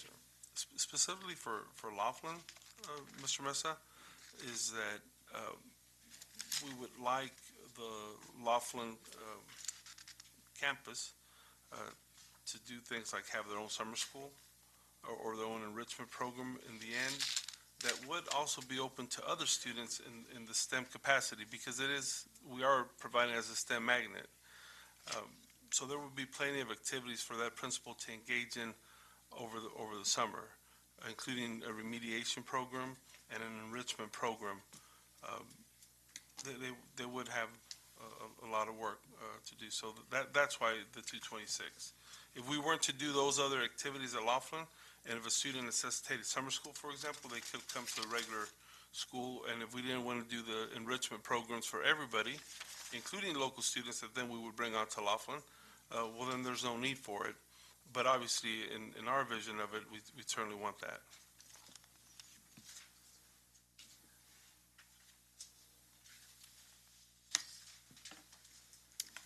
Okay, I think some of those things that you just addressed, Dr. Rios, about, the different projects and initiatives that will be going on at Laughlin Air Force Base, it being a magnet, should also be incorporated into this job description, because it is going to actually be different than just any other elementary principal, right? I mean, from what you just described. We could get very detailed and specific on it. I think it would just help to justify what it is that you're trying to get approved. But I definitely do want to just make a statement, and I know that Dr. Rios did as well. This in no way means that, at least personally, that we are not supportive of the Laughlin Air Force Base magnet school. It's just we do require a little more research, detailed, and we would appreciate it if you reached out to each individual board member. Absolutely. Thank you. All right. Let's move on to consideration to approve the revised 2015-2016 school calendar. Okay. Dr. McNamara. President Lozano, members of the board, and Dr. Rios. We received a communique from TEA as per the 84th legislature, which amended the Texas Education Code, which is 25.081. And basically what that says to us is, instead of having 180 instructional days, we need to convert our days to minutes with a minimum of 75,600 minutes of instruction. In working with TA, a Representative Yolanda Walker, and their new template, they gave us a template for which to redesign our schedule, our calendar. You'll see on the calendar that we have it separated in three parts, distinct parts. The first part of the calendar, there are no changes to our calendar, by the way. The only change is we needed to put a table in the center of our calendar and the details in the third section to specifically outline the minutes for each one of our campuses. And in doing so, I realized, working with the CIOs and having them review it, that pre-K, as an example, has 64,980 minutes. Now, that's below the 75,800 or 600-minute calculation. So that caused a slight delay because TA didn't exactly have guidance for how to handle pre-K. So I had to work with Ms. Walker at TA, and she confirmed on November 5th that we were in full compliance with Cardwell, that they only had to meet 37,800 minutes. So we are okay there because we're funded for 4 hours a day. We're actually exceeding the state's expectation by going to school 64,980 minutes. These secondary campuses all vary in their start times and their end times. Therefore, the calculations vary accordingly for each one of the 6 weeks and then the total. We also had to include the waiver days. We get 400 and I believe it's 1,260 minutes for the 3 days that we have. However, just now, I realized there is a computation error in Blended Academy that I apologize. I just conferred here with Dr. Garza, and there is a computation error in Blended Academy that I just saw. So if you'd like to table, I can bring it back in January. I just saw that. It was an oversight. It wasn't detected by the people reviewing it and myself. So I certainly apologize. I just saw the error. No worries. Sorry. That still give you enough time to do what you need to do, obviously. Yes, ma'am. I apologize. I just saw that. I motion we table this. Second by Mr. Overfelt. All in favor? Unanimous? Thank you very much. All right. Consideration to approve the peace officer position. Dr. Patty McNamara and Chief Maldonado. Chief Maldonado. All right.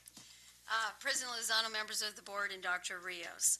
This particular agenda item has to do with, we currently have a security guard position that has been vacant at Del Rio Freshman Campus. Chief Maldonado and I have been visiting about his staffing patterns within his department as a new member of our educational team. And in doing so, Chief Maldonado has recommended that we convert that position from a security guard position to a peace officer position. And so that conversion would entail that placement being on a 6H schedule and a 226 days, and of course that's under general fund. So I invited him here this evening so he can entertain any questions that you may have or perhaps answer anything that has to do with justifying that conversion into a peace officer and taking a look at his staffing patterns that he has within his department. So if anybody has any questions for him, he's here.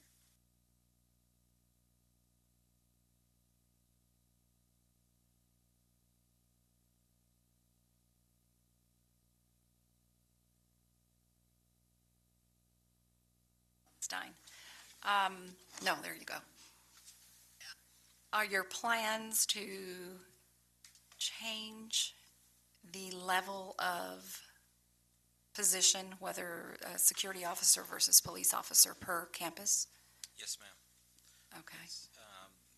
There's been, it's been shown the need for security, and not just security, but police officer positions on every campus, not only our secondary campuses, but our elementary campuses as well. So that's a goal, that's something that we've talked about already, and trying to set things in motion for this next coming year. Great. Thank you for your attention to the security and safety of our children and our staff. And the staff, yes, ma'am. Mr. Overfelt now has a question. Once it's converted, Chief, do you already have somebody put in it, or do we have someone in it that we're putting in, or we're going to advertise for it? It is a vacant position, so we will post it for applications. Okay. Thank you, sir. I believe we're ready for the recommendation. Yes, ma'am. It is a recommendation of the administration that the peace officer position be approved as presented this evening. We have heard the recommendation. Do we have a motion? Mr. Garabedian. Mr. Oberfeld, second. Second by Mr. Mesa. I promise I will not do that again. All right, we have first and second. Any further discussion? I miss Mr. Garabedian being close to me. No further discussion. All in favor? Unanimous. Motion carries. Thank you, Chief. Thank you, Dr. McNamara. All right, we've come to the time of the meeting of the closed session. Oh, it's only 9:30. It is now December the 14th at 9:30 p.m. The Board of Trustees will recess this open session and convene in a closed meeting in accordance with the Texas Open Meetings Act, Texas Government Code, Chapter 551, Subchapter D and E. We are able to do that under Sections 551.071 through 551.074, 551.076, 551.082, 551.084. Specifically, pursuant to 551.074, the discussion of personnel or to hear complaints against personnel. That includes the discussion of personnel report, new hires or district vacancies, retirements, resignations, and reassignments. 2, the discussion of salary adjustments to include, but not limited to, the following justifications: service credit, master's degree, and stipends. And 3rd, discussion of construction manager. All final votes, actions, or decisions will be taken in open session. We are now in closed session. Thank you.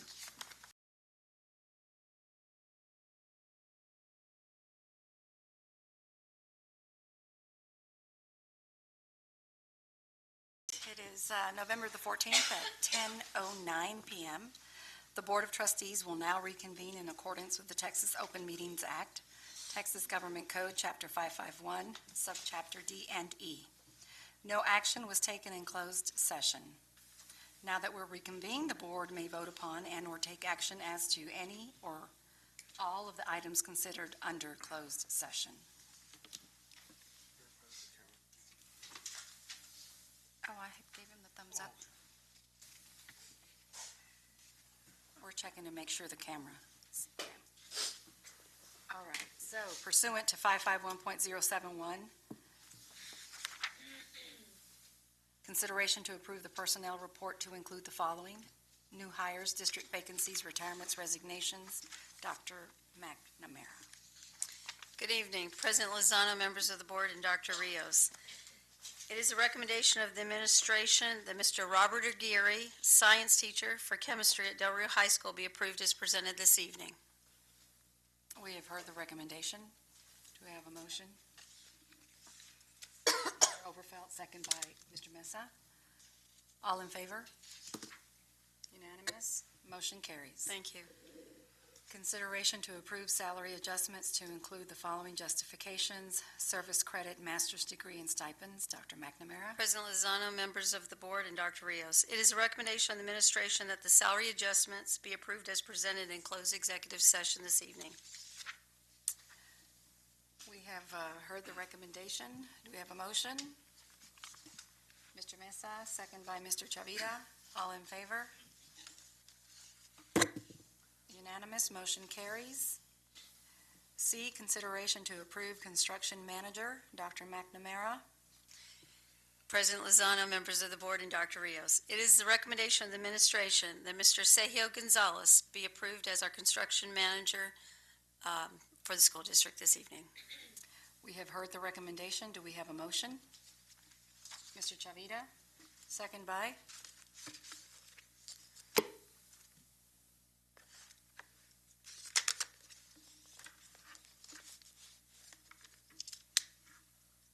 No second. Motion, it dies. Thank you. I'll need to try again. Superintendent's report. We have no items for this meeting. Last on the agenda is the adjournment. Do we have a motion? Mr. Overfelt, second by Mr. Mesa. All in favor? Aye. Unanimous? Aye? Yes. Unanimous, yes, adjourned. Meeting adjourned. Thank you very much. So have a Merry Christmas, okay?